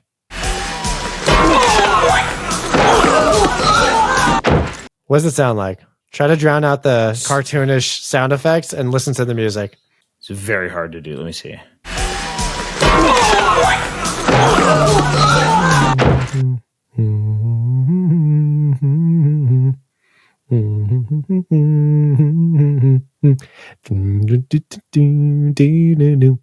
Oh, that's come around here. Be a man. Just I'm listening. What's happening in my ear? Eat it. The sound effects sound very cartoonish. It's like a boink. It's making it very difficult. Nick, I will say we did specifically call this out in a franchise of the year movie that you were thrown off by. I'm going to say this is Back to the Future Part 3. There are some other Michael Jackson references in there when he does like the moonwalk. Were they playing Beat It in the saloon? No, but I don't think so. I'm going to go to Back to the Future Part 2 in Biff's Tower. Back to the Future Part 2. Nick, you nailed the movie. It is Back to the Future Part 2. This takes place not in Biff's Tower. This is in the 80s cafe. This is when Marty kicks Griff in the titanium sack, as you would call it, and throws him towards his, yes, and Beat It by Michael Jackson is playing over the loudspeakers. You were disturbed by that titanium sack. I recall, yes. Now that you say it, it shook me. A one pointer. Let's move on to clip number 4.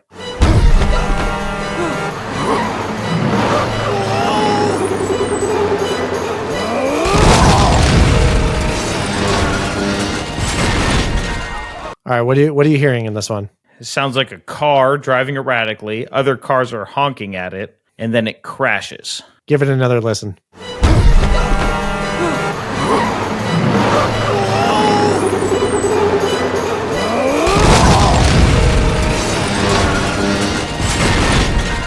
What? So I hear a car with its tires squealing as it's braking. What's the size of that vehicle based on that tire sound design? It appears to be a larger vehicle, like a truck. Where my head is going is the Mac and Me, where he escapes from the NASA facility, and then he shows up in the car, and then there's the big car crash. Do you hear any voices in this one? You're like, whoa, which is kind of leaning me more towards. There's one more voice in there that is right before impact. That might be a good clue. I hear like a, and then it's just a very chaotic. It's hard to parse out. Yeah, I'm gonna go with Mac and Me. I'm gonna go with the car crash scene in Mac and Me. Nick, this is a car crash scene. However, this is when Ben Grimm from Fantastic Four 2005 is contemplating his life on the Brooklyn Bridge and saves that man from a semi coming straight at him. And then he shoulder checks that semi. I thought maybe the semi horn might give it away. Or Ben Grimm going right before impact.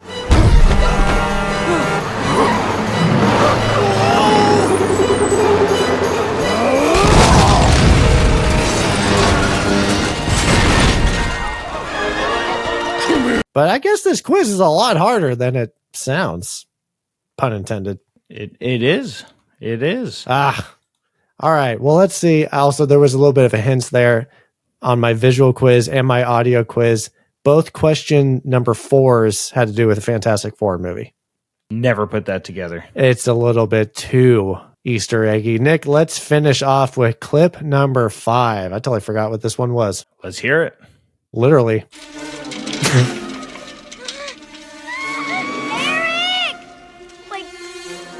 Iconic moment in the podcast.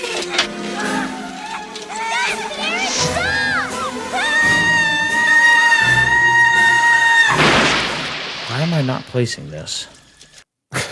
Why am I not placing this one?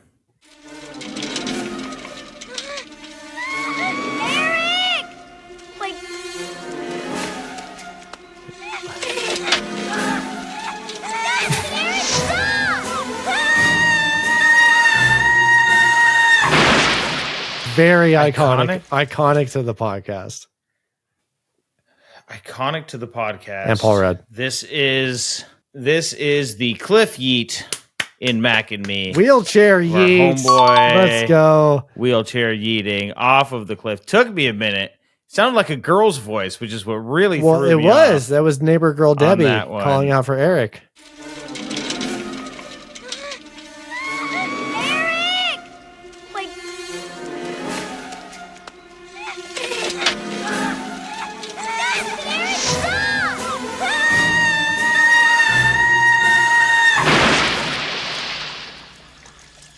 Yes, this is wheelchair cliff yeeting scene from Mac and Me. Well, Nick, I had some bonus ones here. This one was going to be my alternate for the third question, but I thought it was going to be too easy, but I don't know. Let's see if you would even get this one. Let's hear it.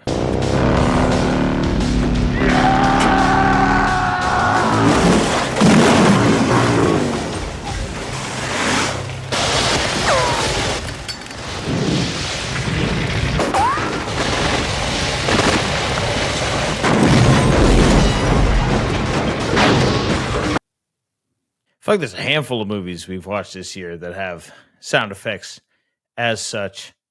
And my head goes to Big Trouble in Little China, but I don't remember that many gunshots. Ronin. What'd you hear in the beginning? A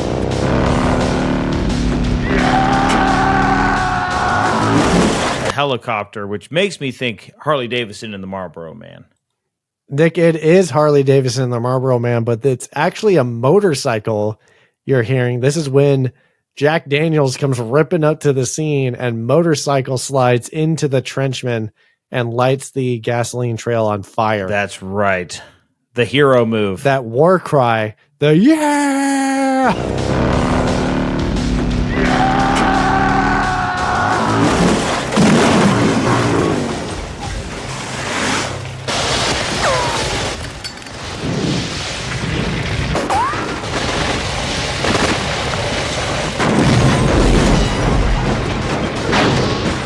Lastly, Nick, I thought the wheelchair moment was iconic, but this one has to be the most iconic to the Just Play It podcast for 2025. Play that last bonus clip for us. Hey, Johnny! Johnny! Why don't you race? You fucking Oh, Johnny! Why don't you race? I knew that was coming eventually. It had to. It was just a matter of time. It had to. Just a matter of time. Hey, Johnny! Johnny! Why don't you race? You fucking 5 out of 10, buddy. Nice job. You have a total of 18, and I have more than that. Forgot what we had. 29 to your 18. Nick, I guess I'll pick another in-theaters movie for next year for 2026. Why not? Hope you guys had fun at home, listening, watching, wherever you are. Nick, it's now time to move into the final section of our pregame portion, which is going to be, and the nominees are. This is a big section here because we're going to go over the best weapon tier list. We're going to go over our nominations for the final awards for Just Play It's finale. And we're going to go over the best fighter tier list. We're also going to reveal the biggest piece of shit bracket divisions that we previously discussed in the Coyote Creek Christmas episode. First order of business, I love these tier lists. Oh, they're the best. We're going to start out with the best weapon. All right, James, well, here we are at the best weapons tier list. We're going to take all our best weapons from our episodes that we did this year. We got 25 weapons, and we're going to throw them into a tier list, James. We got 5 tiers. We have Planet Killer. That's the big boys. Mm-hmm. We got Carnage. That does a lot of damage to a lot of people. We got Lethal, one-on-one. It's gonna take a life. Easy clap. We got Hertz, which is you're in a fight. It's definitely gonna do some damage, but it's not the lethal quite not yet. Necessarily kill you on a one shot. Yeah. Then we have Only Deadly in the Right Hand, so it could be a very innocuous weapon, but if Steven Seagal gets a hold of it, wow, Aikido, he's going to take you out with it. So if it's in the right fighter's hands, it's deadly. If it's in the wrong fighter's hands, good luck. That is correct. And I believe from last year, we did not have any Planet Killers. I just want to throw that out there right here, right now. We did not, but spoiler alert, James, I think we got a few this year. I think we literally have some Planet Killers. Nick, what's our first weapon? James, our first weapon from Back to the Future are the Libyans AK-47. And James, I'm going to nominate this one for some carnage. Because if there's multiple people around, this thing could do a lot of damage. You're going carnage on this. I was going to go lethal with it. I feel like lethal is where the guns usually live, unless it's a massive gun. Carnage is in between guns and Planet Killers. AK-47's got like 40 rounds in it. All right. It is lethal. I'm going Lethal's high fine lethal. with me. I'm going high lethal. All right, high lethal it is. We can adjust this as we go. Nick, number 2 is going to be the Chinatown Combo, a.k.a. the Jack Burton Special. This is going to be a dual wield weaponry right here. This is going to be the Tech 9 and a $20 Big 5 knife. I'm going lethal. I'm going below AK-47. Lethal below the AK-47. I like it. James, our next up here is the 2004 Lincoln Navigator from Crash. James, I'm stuck a little bit between Hertz and Only Deadly in the Right Hands, because you got to be able to steer this bad boy to really do some damage with it. I was going to say in between lethal and Hertz. So it seems like we're landing at Hertz for this one for the time being. Yeah, it's just not quite the gun. It really, it fucked up Choi and Crash, but he didn't die. Oh, did it? No, it just dragged him for a bit. Best weapon number 4. The best we can come up with Fantastic Four 2005 was Elements. Elements. I think this is our first Only Deadly in the Right Hands, because you kind of need to be someone with supernatural powers to control these things, like water and fire and air. That's fair. That's where I'm landing. I don't know how you feel on that one. It's very deadly correct, in the right hands. But, I mean, who can wield it? We don't know. We don't know a lot about it. It's not universally friendly. James, our next one here is the Silver Surfboard. Surfboard. From Fantastic Four, Rise of the Silver Surfer. And, James, this is quite literally planet killing. Well, I would say planet killing. I would say... Because, well, let's also shout it out. In Rise of Silver Surfer, the surfboard is a weapon, but that's not canonically correct. It's usually just part of the Silver Surfer. It's how he or she gets around the planet. But in this movie does actually have a legit amount of power. It does kill Galactus. That's kind of where I'm at for 2007's Rise of the Silver Surfer. This is. Can like a regular person hop on that thing and do that, or do you have to be some sort of superhero? Doom jumped on it. That's all. Doom's a super villain who has powers. I think this is limited to people with powers. We've never found that out. I'm sure there's a canonic, or an answer in the well, canon? canonically, it's just part of the Silver Surfer, and no one can take it from him. But in this movie, it's like an object You can anyone knock him can off use. of it. So the movie doesn't. So is this only deadly in the right? It can only a handful of people use this. That's where I was going. I was going to go above elements because it is still technically a board, and you can whack somebody with it if you have no superpowers on how to wield it. So I was going to go above elements on this one. And yes, it is the thumbnail from Fortnite that I borrowed for this tier list. I thought that looked familiar. Coming up next, we have a pretty standard weapon here. We have an unnamed pistol that killed Q-Tip in the movie Poetic Justice. Doing that guy justice. We didn't even shout out Q-Tip in that movie, but that was him. That was Justice's boyfriend in the drive-in movie theater. Some gangbangers came up, smoked his ass from behind. You're putting it behind the Tech 9 and the knife. I agree with you. This is definitely lethal, but it is not a submachine gun or an AK-47. So it's pretty middle of the road. There it is. It's lethal. Above the Lincoln Navigator. James, from Mac and me, we have vacuums.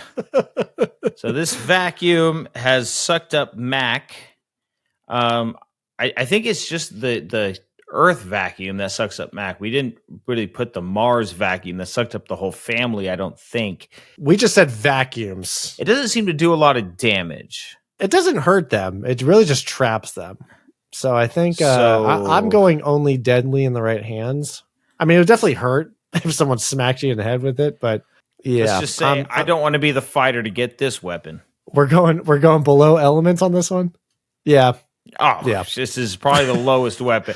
This would hurt less than fire. You're right. Yes. Nick, coming up next from the movie Ronin, we have Sam's LMG. Now this I actually would throw in Carnage. This is a Carnage gun. This is Carnage level. This is absolute Carnage. This is a belt-fed light machine gun. They have the feeder mag. Yeah. It's unanimous. It is Carnage. Nick, what is weapon number 9? On James, the board. I'm going to go ahead and one-up you here from Carnage. We have our first absolute planet killer from Rogue One. We have the Death Star, which is literally designed to destroy planets. Yes. In Rogue One, it actually doesn't destroy any planets. It only does mini lasers that destroy big cities and big areas. But we know for a fact that this can destroy planets. It's a planet killer. First one in JPI history. It's a planet killer, no doubt about it. Nick, I couldn't resist but throw in a wild card from Rogue One. I had to throw in Darth Vader's lightsaber. Now, I have an idea of where this should go, but what are you thinking? So for me, this lands in Carnage. So in my mind, lethal is like a handful of people. Carnage is like, I could take out a small village with this. And we did see in Rogue One at the end when Darth Vader's lightsaber did take out a whole squadron of people, which to me is the definition of Carnage. I would put this above the AK-47. That's my final offer, but you're in charge of the tier list. We say Darth Vader's lightsaber, so I'm assuming it's him wielding, but you're right, because we're going to dole these out to other people. This is anybody picking it up. I don't know how hard it is to wield a lightsaber based on what they have created as quote unquote canon. What's easier, wielding a lightsaber or shooting an AK-47? We'll keep it there. We'll keep it high lethal for now. Nick, what do we have next? Next, we have the Too Short Shotty. Oh, Smith & Wesson Model 3000 pump action shotgun. James, this for me obviously lands in the lethal. This is tough. If you're talking about effectiveness, I think this goes above the AK as far as single shot effectiveness. You're not going to spray. You're not going to go. It's all situational, over the place. though. Yeah, it is situational because AK is going to serve you better in certain situations. I'm putting this above the Tech 9 for sure.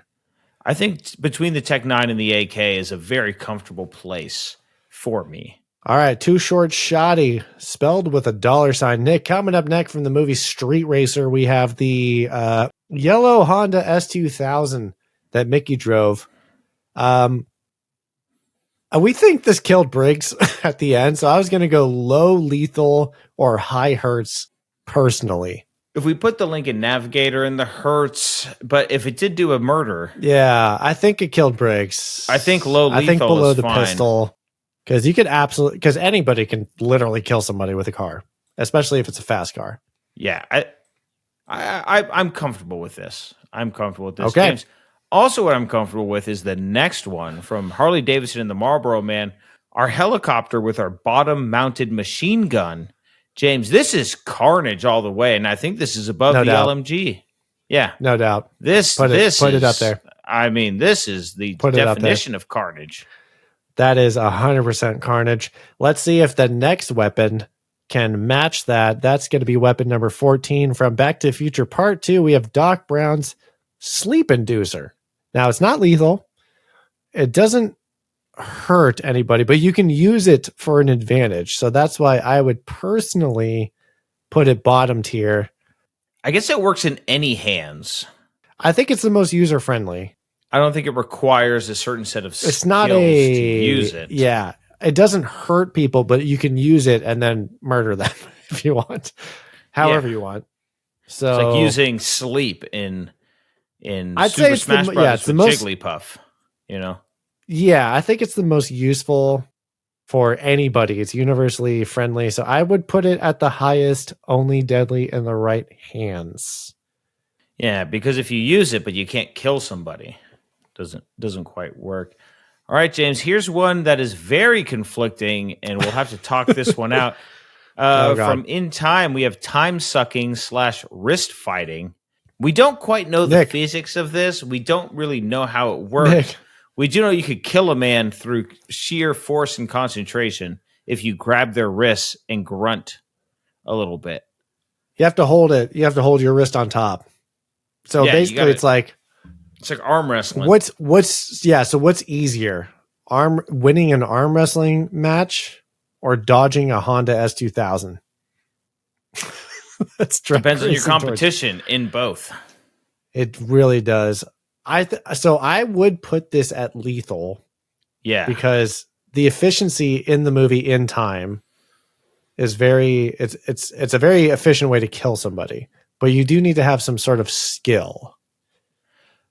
We think we inferred from the movie. The other problem is it does seem like the other person has to agree. You can't just go like grab their wrist and be like, I'm taking your time. Otherwise that would have been exactly what happened throughout the movie. But I think they did do that. I think they just I think people have done that because they would do it when people are unconscious. They didn't necessarily like have struggles like that. Like, give me your wrist, boy. But it was. What we're saying is the movie did not flesh out the concept very well. No. So I'm going to go low lethal. Because I'm going below the Honda. People. Yeah. Yeah. I'm going below the Honda on this one. Nick, coming up next, weapon number 16, we have a doozy. We have Ta-2, a.k.a. the world ship from the Fantastic Four First Steps. Nick, this is a legitimate second planet killer. And Nick, I'm putting this above the Death Star because it is the size of a solar system. And technically in Rogue One, like I said, we didn't see it killing planets. It was only destroying major cities and doing big beams on Scarif, taking out towers. But Nick, this is massive. This chews up planets for Galactus to eat. So personally, I'm going above the Death Star on this one. I'm okay with that because it really is unstoppable. I will say we didn't see it eat a planet either. For doing the whole, we didn't see the Death Star do anything. It did. No, because when the Fantastic Four came in on the Excelsior ship, it was coming in on that planet that was in the middle of getting eaten up by the ship. Oh, you are right. Galactus had those big hoses. I'm not trying to fight against it. I think this is tier 1. No one should fight against it. You better hope you're not going up against it, my friend. Absolutely. You better hope you're a giant fucking planet.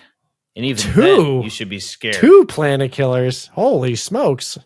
What's next? Time. Something lame? Well, James, what's next is the gift, which is the magical amulet from Return to Halloween Town. This can control people. It gives you total control over the people around you. It's kind of a fucked up power because you can really mess people up with it in the right hands. This is a silver surfboard situation for me. I feel like you need to be some sort of magic wielder. You know, I don't think anybody. I think it's between elements and a vacuum because I think the elements are still a little more powerful. I'm fine with that. It's above a vacuum. It's below the elements. Nick, coming up next, our fourth Fantastic Four movie we watched this year, Fantastic Four 1994, the unreleased movie. We have Dr. Doom's space laser. For me, this is easy carnage because we did see it destroy some buildings. And in the podcast, I believe we stated its power can probably destroy a city block. So I would put this above the helicopter, personally. I would too. I think it well deserves that.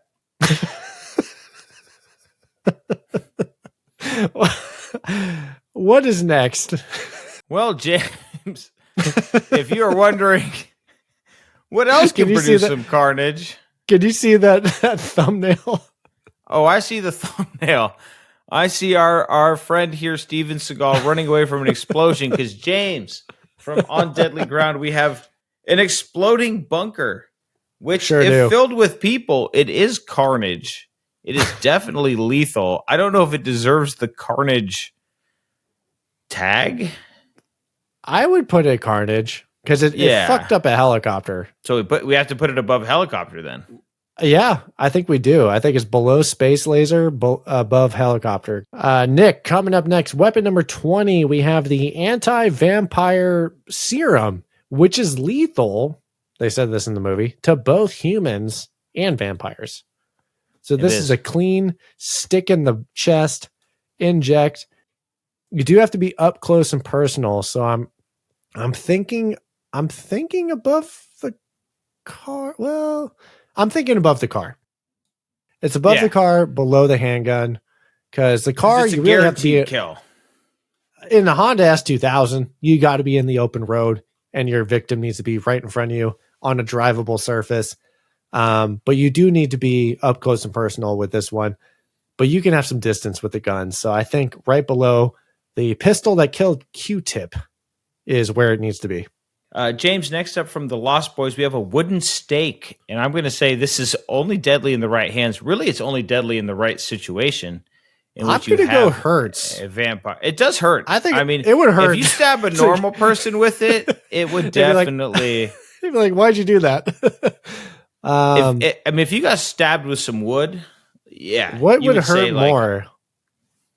Getting well, it depends on the situation. Are you getting hit by that navigator, or are you getting dragged 100 feet like Choi? If you're the grandpa in the Lost Boys, you don't have to make that decision. You can drive a car into a wooden stake and stab somebody. So that's true. Have the truck load up with wooden poles and then just shoot your shot, boy.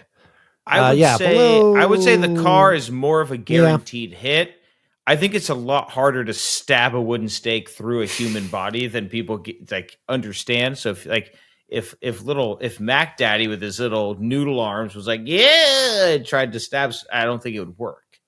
So I think it would definitely still hurt. You'd be like, ow, like, why'd you do that? Although Corey Feldman in The Lost Boys with his 12-year-old muscles was able to stab Bill or Ted from but he was also an expert archer, so I think there was more backstory there we didn't know. That was Sam. Oh yeah, the kids were just lethal. They're just lethal in that movie. Dangerous. All right, low hurts. Nick, coming up next from the movie Nope, we have the giant jupe inflatable. This is the thing that ultimately took down the big bad, but I'm not convinced on its universal wielding abilities. I would put it bottom tier personally. Yeah, I mean, is in between vacuum and amulet. Because if somebody dropped an inflatable on me, you could suffocate somebody. You could trap somebody. Yeah, I still think my chances of getting out from underneath it are decent. Below amulet, above vacuum. I also feel like I'd see it coming out of the sky, like, whoa, I'm going to get out of the way of that. You know, it's not. Yes, it's not quick moving. It's not the like avoidability, slamming it down on somebody. James, next up we have Freddy Krueger's Claw Glove. Now, for Freddy, this is very lethal. I do think they'd be a little hard to use for a normal person. I think they definitely hurt. High hurts. High hurt, right? Yeah. Yeah, is this the highest Navigator. of hurt? Yeah. This is, I feel like last year we had a similar motif. We had a lot of melee weapons and hurts. Yeah. And all the guns were in lethal. Yeah. Hey, speaking of guns, weapon number 24, we have Doc Brown's modified sniper rifle. This thing was sick as hell. So it's definitely up in that lethal territory, but I feel like you need some skill to use it.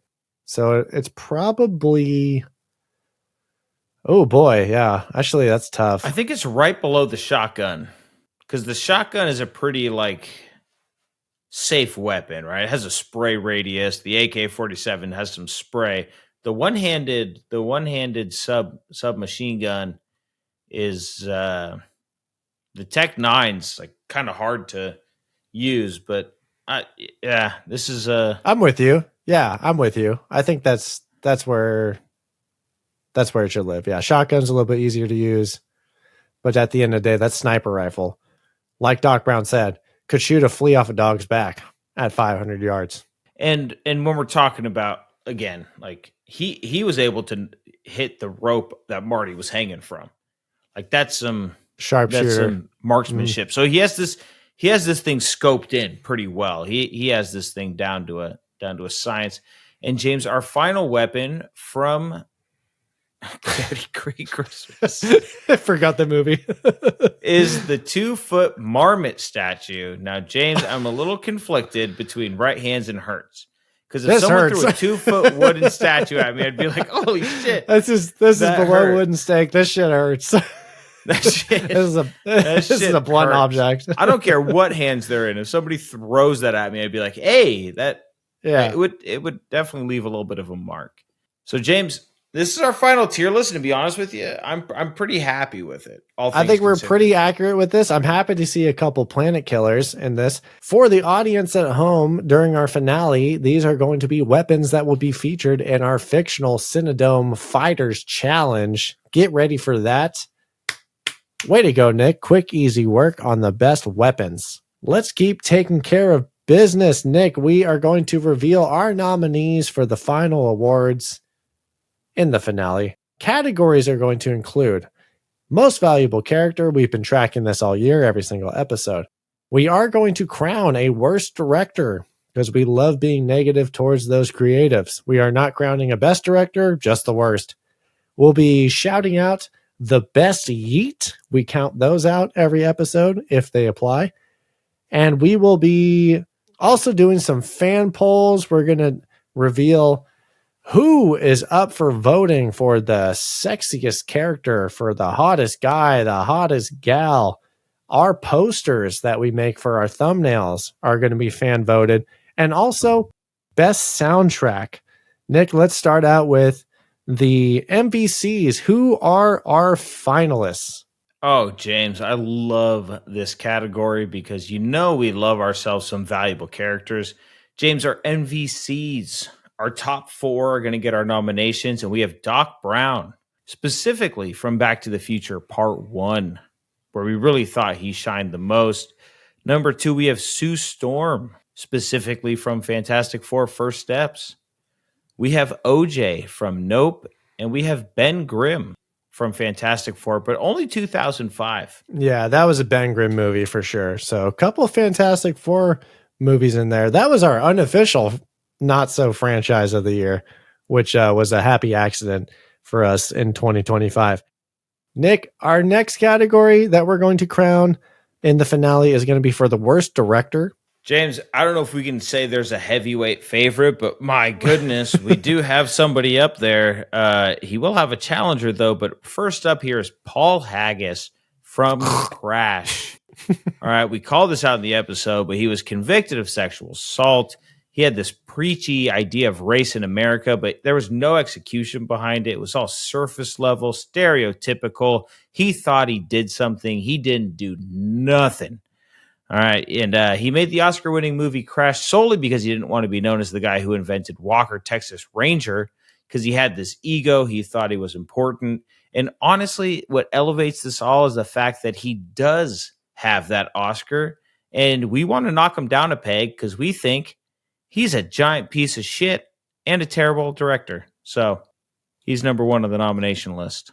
Speaking of giant piece of shit and terrible person and the worst person ever, the other heavy hitter is going to be Steven Seagal, who directed On Deadly Ground. He was also convicted of sexual assault. Classic.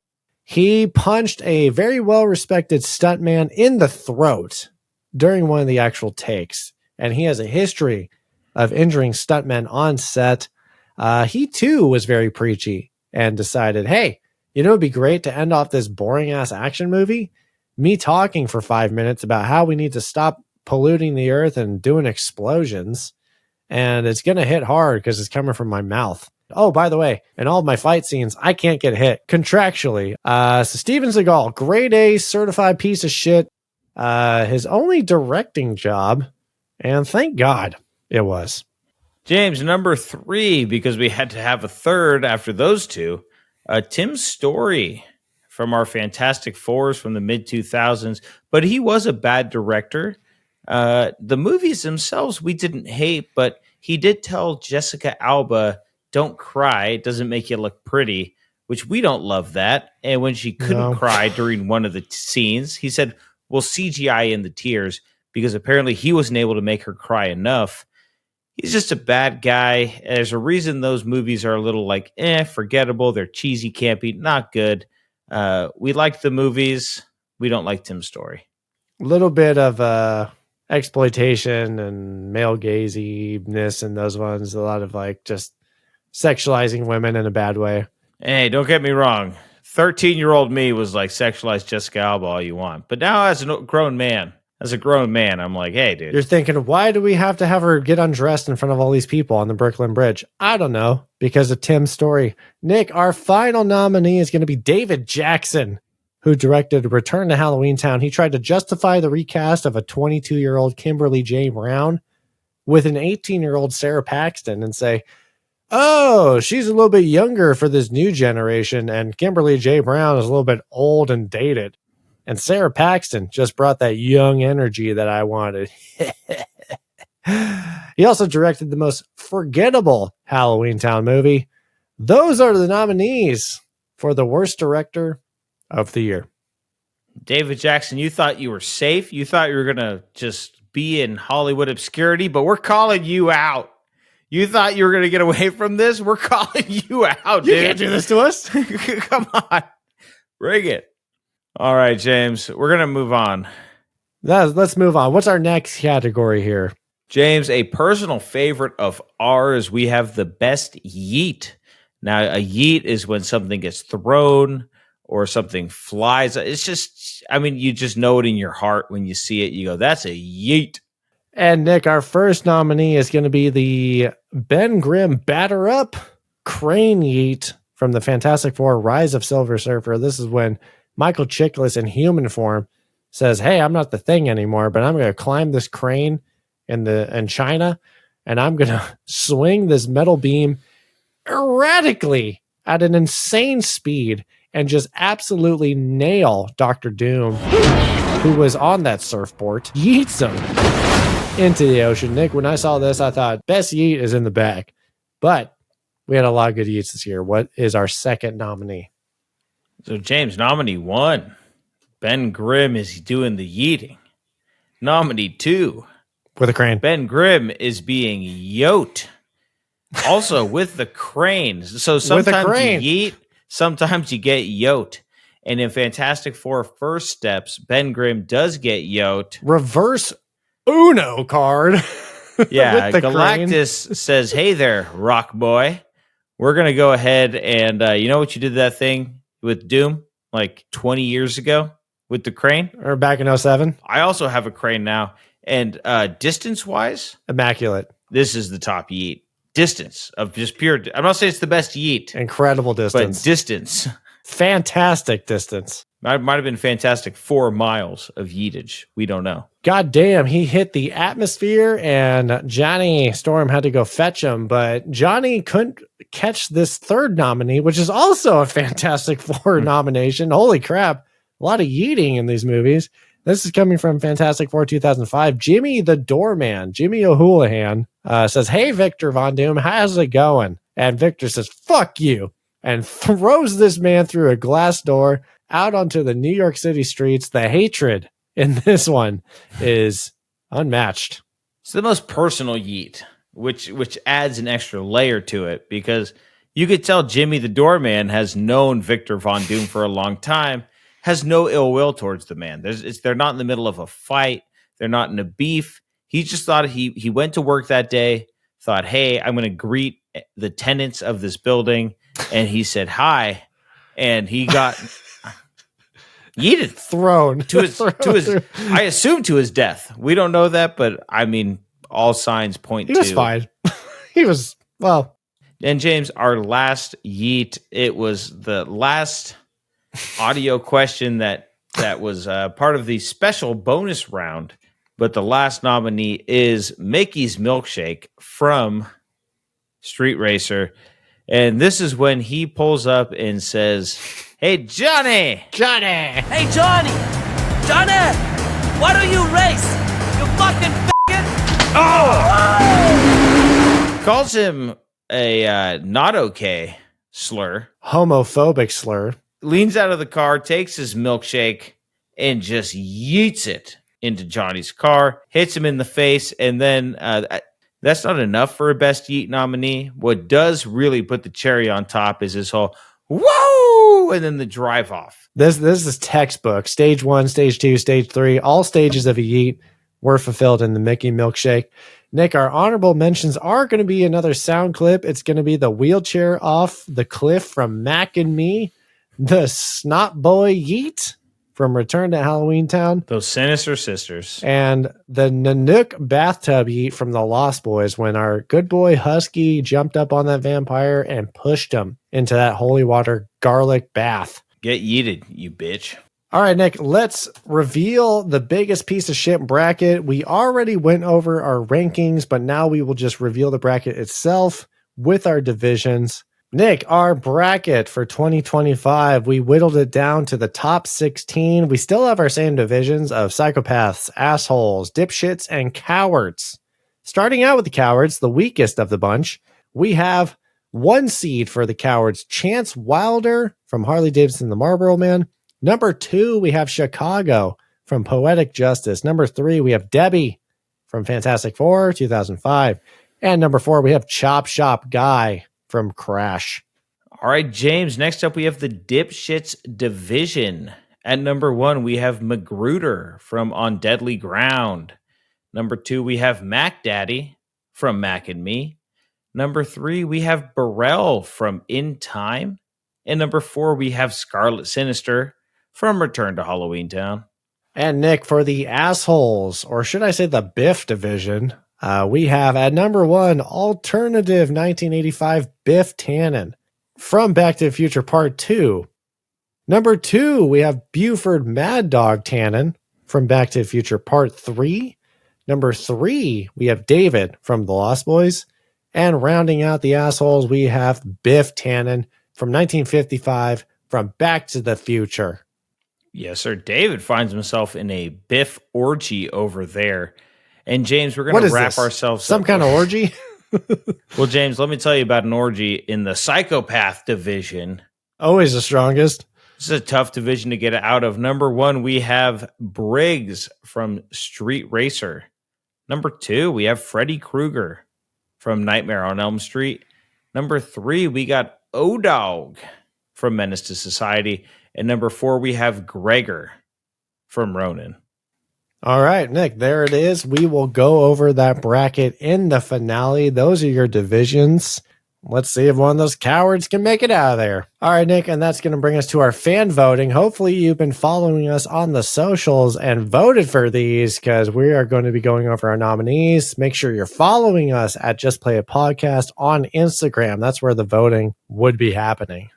So, Nick, to start off the fan voting, we will be doing fan vote polls for the best soundtrack. That's going to be for the movies Back to the Future, Menace to Society, Harley Davidson and the Marlboro Man, and The Lost Boys.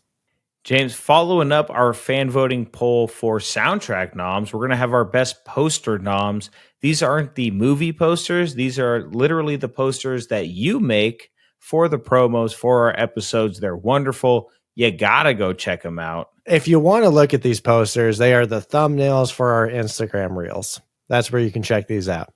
Go look at them so you can vote. And the 4 that you will be voting on are Poetic Justice, Mac and Me, The Lost Boys, and 2005's Fantastic Four. All right, Nick, that's going to bring us to my favorite category, which is the Hollywood Hotties. We got the Hollywood Hunks and we got the Silver Screen Smoke Shows, our baddies. I'm going to read off our nominees for the Hunks. Sexiest Man of the Movies. We have Terrence Howard, man, from Crash. We have Chris Evans from Fantastic Four. Diego Luna from Rogue One. And rounding it out, we have a classic, Don Johnson from Harley Davidson and the Marlboro Man. We sure do. And our baddie of the year nominees. Oh, just got us going throughout the year. I'm sorry, Emily. James, starting us off, we have Jessica Alba from Fantastic Four. Thanks, Tim Story. We have Janet Jackson from Poetic Justice. We have Olivia Wilde from In Time. We have Adria Arjona from Morbius. Stiff competition there. I'm stiff for that competition. I was going to say. I was like, should I? It's a nightmare.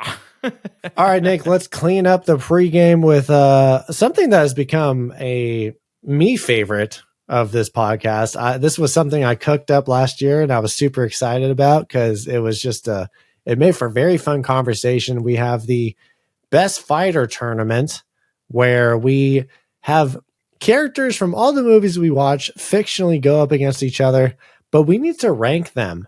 And what better way to do that than with a tiered list? Just like last year, we have top tier, God level, second tier, superhuman, third tier, skilled fighter, second tier, street level, and bottom tier is punching bag. Now, I will say last year, we did have someone from the punching bag division go all the way to the end. Carmen's because dad, you right? never know. It was Arnold. Oh, it was Arnold. That's right. I knew it was Arnold. Deadbeat Dad. Deadbeat Dad. You never know who can make it in there because it's not fair. The Cinedome is not fair because we throw wild cards, we throw weapons in there, upsets. It's not supposed to be a fair fight. Let's just say that. So, Nick, our weekly awards of the best fighter, it culminates to this. We're going to start out with best fighter number 1 from Hill Valley. He's 200 pounds. He's 6'5". He's 17 years old. His special abilities are bullying and his weakness is manure. This is Biff Tannen. I'm thinking street level right off the rip. James, coming in behind him from San Francisco, a man who's a specialist in martial arts, 34 years old, 140 pounds, 5'5". We have Wang Chi from Big Trouble in Little China. Special abilities including wire fighting skills. His weakness, though, girls with green eyes. And James, this guy is a skilled fighter. He can hold his own in any arena. Certified. Hope he's not fighting a girl with green eyes because that's his weakness for sure. Ooh. Number 3 from our third movie of the year, from Crash, we have a man who is 6'0", 160 pounds. He is 35 years old. He is a human from Los Angeles, California. His fight style is scrappy. His special abilities is he's on the brink of divorce and that gives him rage, but his weakness is racism. This is Cameron Thayer, Terrence Howard, Maine. Now, him versus Biff. I feel like Biff is always ready to throw hands, is consistently strong-arming people. I think Cameron Thayer needs his dad rage to come out. but he could be above, he could be below Biff, but he's definitely street level. Yeah, I think he's above Biff because this Biff we have up here is only 17, and I think the dad rage comes out on a 17-year-old. But Biff has him on size. Biff has a lot of people on size. I'll give it to Cameron. I think it's just the dad. The 17-year-old it's the immaturity. James, we have our first, I'm just going to say it out loud, superhuman who's going to be coming in here out of the country of Latveria. We're going to have Dr. Doom from Fantastic Four 2005 coming in at 6'2", 37 years old. It doesn't matter, though, because he is super powered as fuck. And his special abilities, he has some power blasts. His weakness, though, is if the team, gets together and hits him with a fire hydrant, it's tough. It's a tough scene for the guy. But this is easily superhuman. Easy. He's close to God level, to be honest with me. If he wasn't that underpowered, this movie really, I would put him God level. Wait for Doomsday, I guess. They nerfed this Dr. Doom. Nick, our first wild card of the bunch from the same movie, Fantastic Four, we have a man who is 6'0", 500 pounds. He's 35 years old. He's a rock man from Yancey Street. He's super powered. His special abilities is that he is hella strong and durable. His weakness is that his fingers are too big, so he can't pick up that engagement ring that Debbie dropped on the bridge, that bitch. Oof. This is Ben Grimm, the Thing. He's super powered, but I think I got to put him below Doom because he did need his team to take him down. I agree with you. Yeah. Doom, 1v1, I don't think it's a very fair fight. No. Our next fighter, James, coming out of 2007's Fantastic Four, from the planet of Zenla. We don't know his weight. We don't know his age. We know he's a big bad. He is super powered. He's some sort of alien species. We have the Silver Surfer. His strengths here are the power cosmic, pretty good. His weakness, though, is empathy. Does he surpass superhuman? Is he close to God level here as the Ward of Galactus? That's a great question. I mean, I think he's about as close to God level as we're going to get. Is he killable, really? So in this movie, in Rise of Silver Surfer, when the surfboard is removed from him, I think he loses his power. He becomes dechromed. Oh right? Yeah, I forgot we unchromed him. So by the rules of this movie, he's superhuman. I think he's superhuman. Is he above Doom? He does need the board. Doom kind of stole his board, He does need the board. So without the board, where does he land? Below Thing? Below superhuman, yeah. Okay. Sorry, Silver Surfer. You're a powerful being, but not without your surfboard, apparently. Sorry Tim Story did that to you. According to the story of Tim Story's rules of his movie, Rise of Silver Surfer. Nick, our second wild card. By the way, we did something fun here. Since we had 4 Fantastic Four movies, we figured we need to have all members of the Fantastic Four represented. So we picked one member from each movie, each era, to represent the Fantastic Four. So we have Ben Grimm, the Thing from Fantastic Four 2005, and our wild card from Rise of Silver Surfer, we're going with Chris Evans, Johnny Storm. He's 6 foot, 180 pounds. He's 24 years old. He is a super-powered individual from New York City. His special abilities are Flame On, and his weakness is he needs oxygen. So he better not be put in a situation where there's no oxygen. I'm thinking he's next to Ben Grimm, the Thing. Is he above him? Is he below? I would put him above because he can fly, and he's made of fire. I'm putting him above Ben Grimm, the Thing, personally. That works for me. Yeah. It's a weird one. I don't know if we ever got the fight between them, but can you fire the rocks? Can you rock the fire? We don't know. Yeah. Either way. Next up, James, we have someone who's not so powerful. From Poetic Justice, James, coming in at 5'9", 168 pounds. At the age of 22, we have Lucky, a human coming out of South Central. Now, he's pretty scrappy. His special abilities are defending justice, not justice as a whole, but justice the character. His weakness is he's got a dead cousin, and that kind of throws him off a bit. James, this is street level as you can get, and Biff is he above? Tannen Is he above? Is he above the Biff line or is he below the Biff line? I think he's below Biff line, to be honest with I think you. Biff. I think Biff wipes the floor with Lucky. Not so Lucky. Yeah, just based on what we saw in the movie.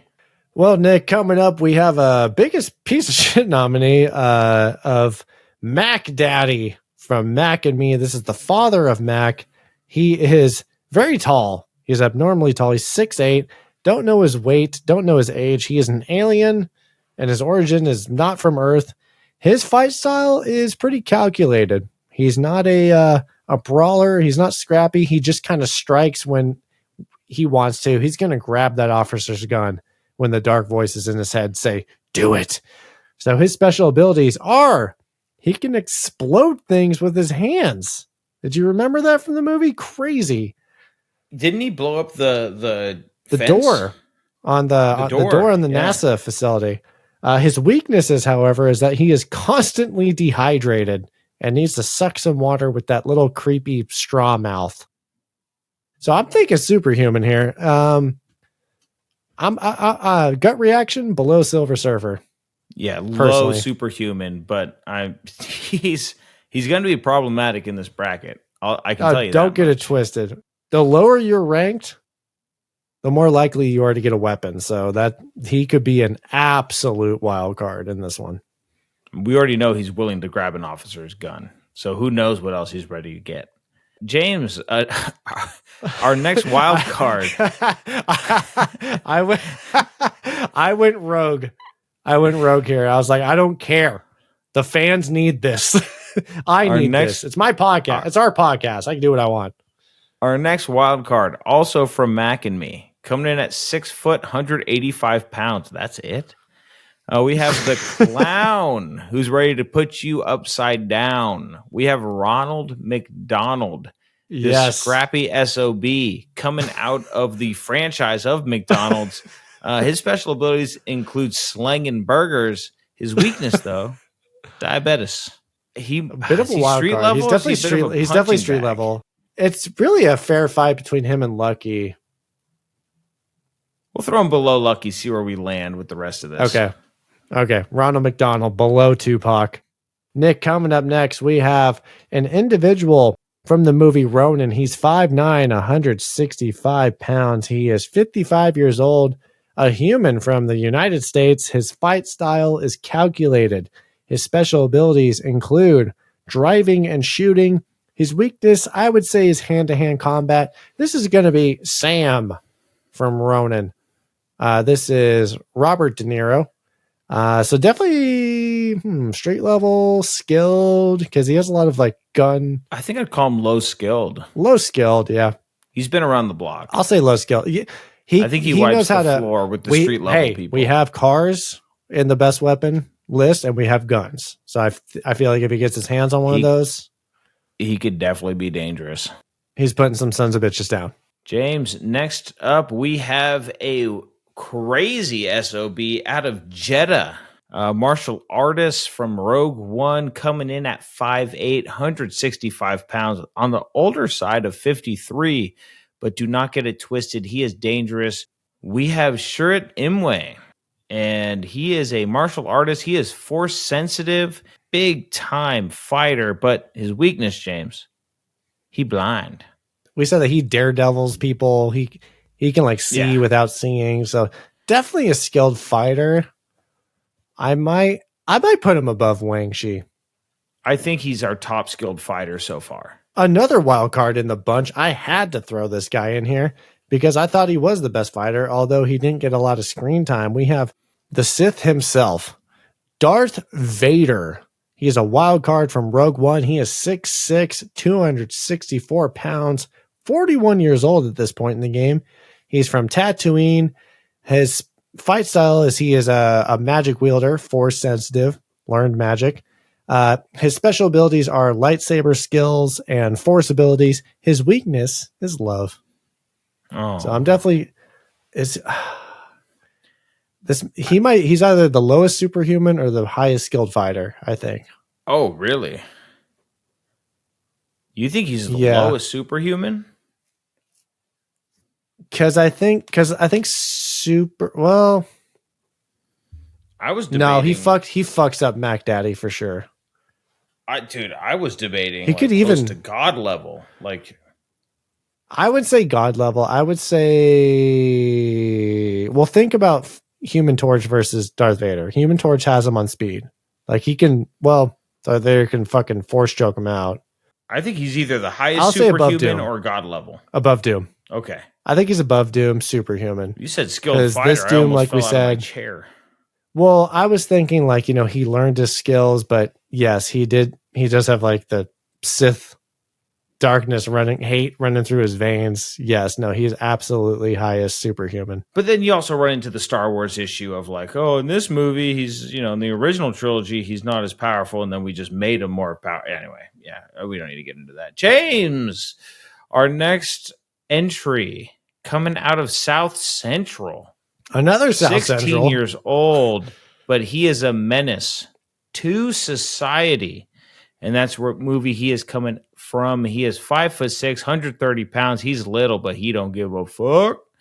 This is O-Dog, and his special ability is that not giving any more fucks. His weakness is he is highly irrational. He is emotional and irrational. But James, I would say our boy here is definitely street level. I think he goes... Hand to hand, he does not take Biff. No, I think he's above Lucky, below Biff. I'm good with that. Let's throw him there. Okay, Nick. Coming up next, we have someone that you were really pulling for in the straight to video movie Street Racer. This man is 6'0". He's 275 pounds, not muscle. He's 55 years old. He's a human from Los Angeles. His fight style is scrappy. His special abilities are dad strength and rage. His weakness is cars merging in front of him. This is going to be Daniel's dad, aka what I would refer to as IRL Peter Griffin. Now, Nick, I'm throwing him in punching bag.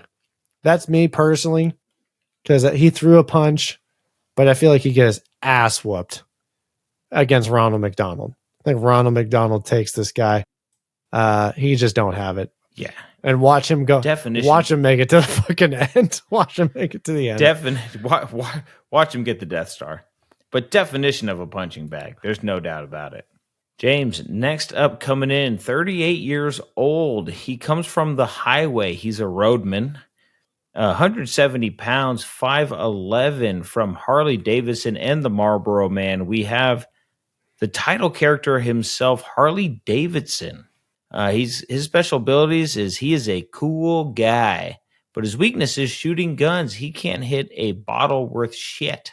Well, Nick, you know what? During this episode, we crowned our first ever duo ever, because you can't have a movie called Harley Davidson and the Marlboro Man without Harley Davidson and the Marlboro Man being the best fighters together. Yes, this is a tag team duo. So, Nick, where Harley Davidson can't shoot guns, that's where the Marlboro Man steps in. And he steps in at 5'11", 185 pounds. He is 41 years old, from the highway as well. He's scrappy. Special abilities include being a cool guy as well, and definitely shooting. His weakness is Virginia Slim, not the cigarettes, but his love interest. One of the many characters named after brands in that movie. So, Nick, yes, this is a tag team entry. This is one entry. Fighters number 16. I'm thinking the highest street level. Yeah, as a duo, Yeah, definitely the highest street level. Yes. And Nick, back to back, I'm going to introduce the number 17th entry. We have our man of the hour from the franchise of the year. He stands at a stout little 5'4". He's 130 pounds. He's 17 years old. He's a human from Hill Valley. He's a scrappy little fella. His special abilities include parkour, agility, and hey, look over there, with his weakness being called chicken. This is Marty McFly, baby. So, does he take O-Dog? Does he even take Lucky? Ronald? We never really see him fight. He does a lot of scampering. He can shoot. He can shoot for show. From Back to the Future Part 3, he's very. I think he definitely showcased the most athleticism out of some of these guys because he's Does he able to stand- outmaneuver. Does he stand between O-Dog and Lucky? I'm debating even putting him above Biff because he usually best Biff He with bests the him, but with the if right it was just- situation, right if tools. you threw him in the dome, I'm gonna put him above O-Dog personally. okay, He I can still go think below Biff O-Dog. in the dome. I think Biff in the dome might take him. Yeah, that's kind of where I'm at. All right. No hoverboards or anything. James, next up, we have someone coming in who's 25, but actually, he's 28 years old. He is 6 foot, 169 pounds from Dayton. We don't really know the country. We're guessing it's the United States. We have Will Salas from In Time. He is scrappy, and his special abilities are time fighting, which is like wrist wrestling, and he's fast as fuck, boy. His weakness is he's low on time for 80% of the movie. Nick, I don't think he deserves it, but based on the evidence in the movie, I think he's a skilled fighter because he pulls some insane moves. He knows how to shoot guns. He can drive, and apparently he's never learned how to drive. So I would put him below Sam on this one. Yeah. I think that's a very fair point. Coming up next, we have from Fantastic Four First Steps, standing at 5'7", 120 pounds, 37 years old, from New York, Universe 828. We have a superpowered individual. The special abilities of this individual is invisibility and force abilities. Her weakness is that she mothered too hard at the end of the movie. We have our very own mommy, Sue Storm. Now, this Sue Storm is very powerful. Very powerful based on this movie. I'm almost ready to put her above Fantastic Four 2005 Doom, below Darth Vader, personally. Based on what the movie. So if we're going off the movie, yes, we are. Yeah. Definitely above Johnny Storm. I think above this weak ass Doom. Not above Darth Vader, but Sue Storm from First Steps was OP. If we're going with force field abilities, force abilities, Vader still has her. James, next up, we have the bully of all bullies from Halloween Town. We have a human. She's only 18, 5'4", 110, but don't let that fool you. We have Sapphire Sinister. Her fight style is learned magic. She has witch powers. Her weakness is that ego. She's a little overconfident at times. James, I'm a little conflicted here because she is a witch. So where does that put her here? Is she superhuman? Is she better than humans? When you have magic, you kind of have range. If Shirit tried to come, Shirit's force sensitive too. But if Wing Chi tried to come at her, she could just yeet him like she did the Snot Boy. So is she a low superhuman? I don't think she takes Mac Daddy with his exploding hands. I think she's low superhuman. I think she's below Mac Daddy. Yeah, it's comfortable. It's weird to have her up here, but it's weird. That's where she belongs. Hey, way to go, representing the kids of the best fighter tier list. Coming up next, rounding out our Fantastic Four team, we picked one member from the Fantastic Four from each movie. So we had to pick one from the lame-ass Fantastic Four from 1994. It's going to be Reed Richards. He's standing at 6'1". He's 180 pounds. He's 35 years old from New York City. Superpowered special abilities are fantastic stretches and smarts. His weakness is he takes on too much stuff. He does. So he's definitely superhuman. Does he take Sapphire? The only power we saw him use for his stretching really in that movie is his final wave. He was clowning Dr. Doom with stretchy punches on the balcony. But it was very lame. So based on the movies, it's low, but how low? I feel like he could stretch it out and maybe take the 17-year-old DCOM character. I don't think he's ready for Mac Daddy, though. Yeah, Below Mac Daddy. Yeah. Wow, the superhumans are really filling up. Usually it's street level. Look at that. But James, now we have a not superhuman. We have somebody who has a special ability of not being able to be hit in a fight. He comes out of Alaska. He's a human. He's 42 years old, 200 pounds, 6'4". We have Forrest Taft from On Deadly Ground. His weakness, though, unfortunately, he can be sabotaged, as we've seen. Yeah. And James, based on his special ability of not being able to be hit, he's got to be a pretty high-skilled fighter. he's almost superhuman without being able to be. He's about as close as you can be. Yeah, he's good with guns. Fuck, I really don't want to put him above Sheerat. I mean, but the rules of the movie, rules of the movie, I think he has to go above Sheerat. We don't ever want to have Steven Seagal, but we have to follow the rules that he has. This is the most Steven Seagal thing ever. He has set rules that we have to follow now. And that's just the reality of the situation. What a polarizing character. Speaking of that, number 23 coming into the ring, we have somebody whose catchphrase famously is, "It's Morbin time." Coming from the movie Morbius, we have Morbius. He stands at 5'11", 170 pounds. He's 47 years old. He's a vampire from Greece, I guess. Superpowered individual. He has strength, super speed, and gliding abilities. But his weakness is his blood disease. He's got to keep sipping on that fake blood to keep him going. But he's tempted for that real red human blood. So, Nick, absolute superhuman. This is an interesting one because they do kind of make him overpowered in the movies as far as his abilities. Yeah, the speed is that last fight being like 5 minutes and terrible. So it's like I never really paid attention to his real power.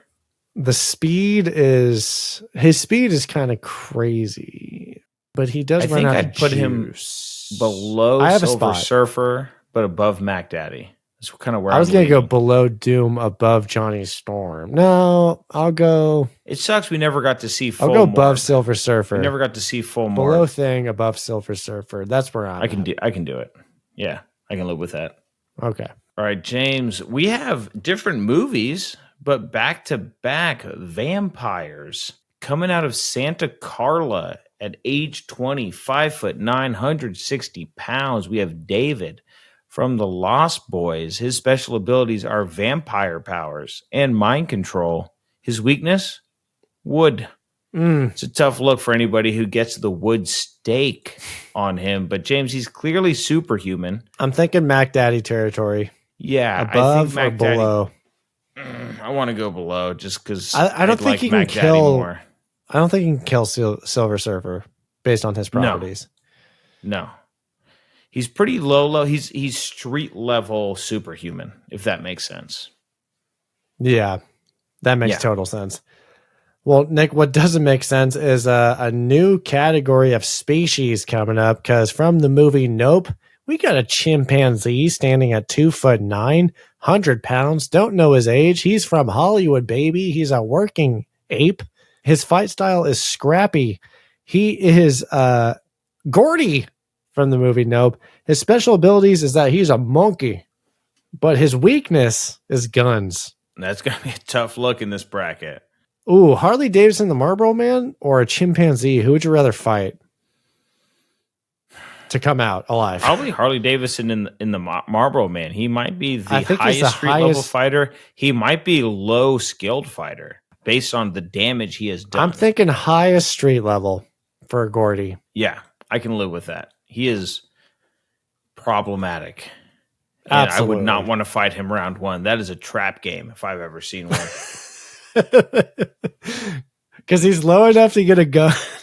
He's low enough to get a weapon. But yeah, we'll see. James, someone who I have a feeling is will not be low enough to get a weapon. We have a human, maybe 26 years old, but that's when he died. He's still kicking. 155 pounds, 5'9", out of Springwood, Ohio. We have Freddy Krueger from A Nightmare on Elm Street. He is a slasher. His special abilities are fear and dream manipulation. His weaknesses are fire and being ignored. Now, James, Freddy, I think he's beyond superhuman because he's not human. And we don't really know how to kill him. We don't know. At the end of Nightmare on Elm Street, he's not dead. So where does he live? He might be close to God level. He is ethereal. We don't think, as far as we know, he is not killable. Yeah, and we had two God level entries last year, and they both came out of spooky season because they're usually demonic people or just like people that don't make sense. They don't play by the rules of our world. But I will say this, a little bit of a hint for the Cinedome. He will be susceptible to the environment that he is in. So are we talking about in a dream world, or are we talking about in the real world? No, dude, not a dream. It's a nightmare. It's a nightmare. So, I'm just saying, even in dream world, we have not seen him die. So is he killable?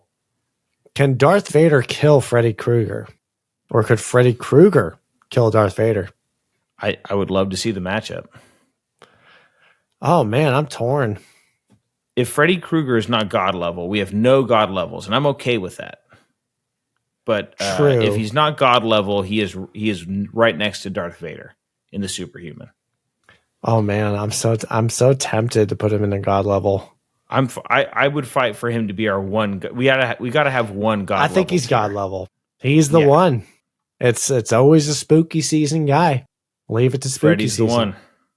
Freddy is the one. Let's see if the next one could also be the one. We have number 27, Doc Brown from Back to the Future Part 3. He's 6'1", 165 pounds. He's 65 years old. He's from Hill Valley, California. His fight style is calculated. His strengths are that he is super smart and he's a great inventor. His weakness is that he's a bit obsessive. He's an interesting cat because hand to hand, I don't think he's got it, but given the right tools and prep time, he can take on certain guys.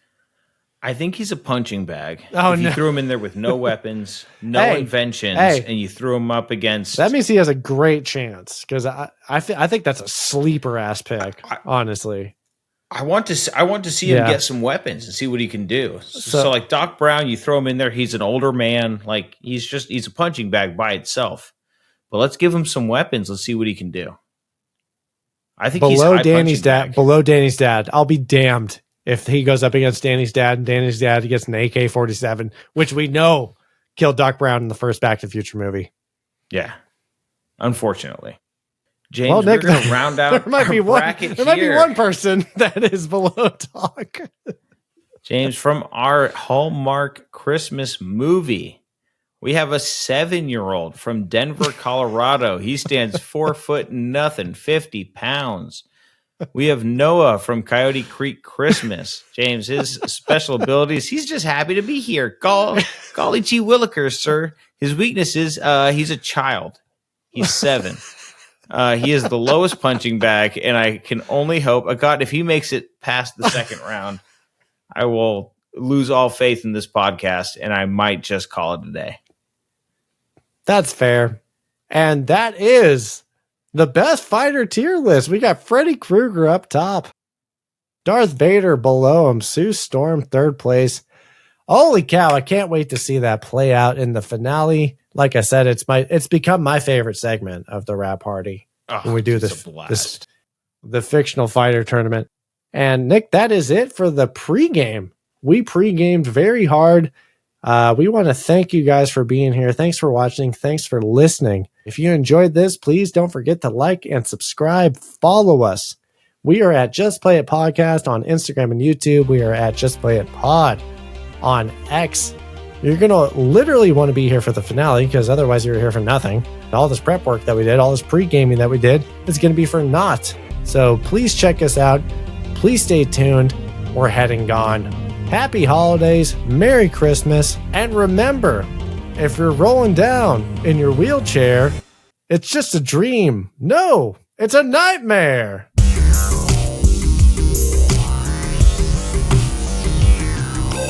Like, you give me enough time, I get Michael Chiklis 8 days a week.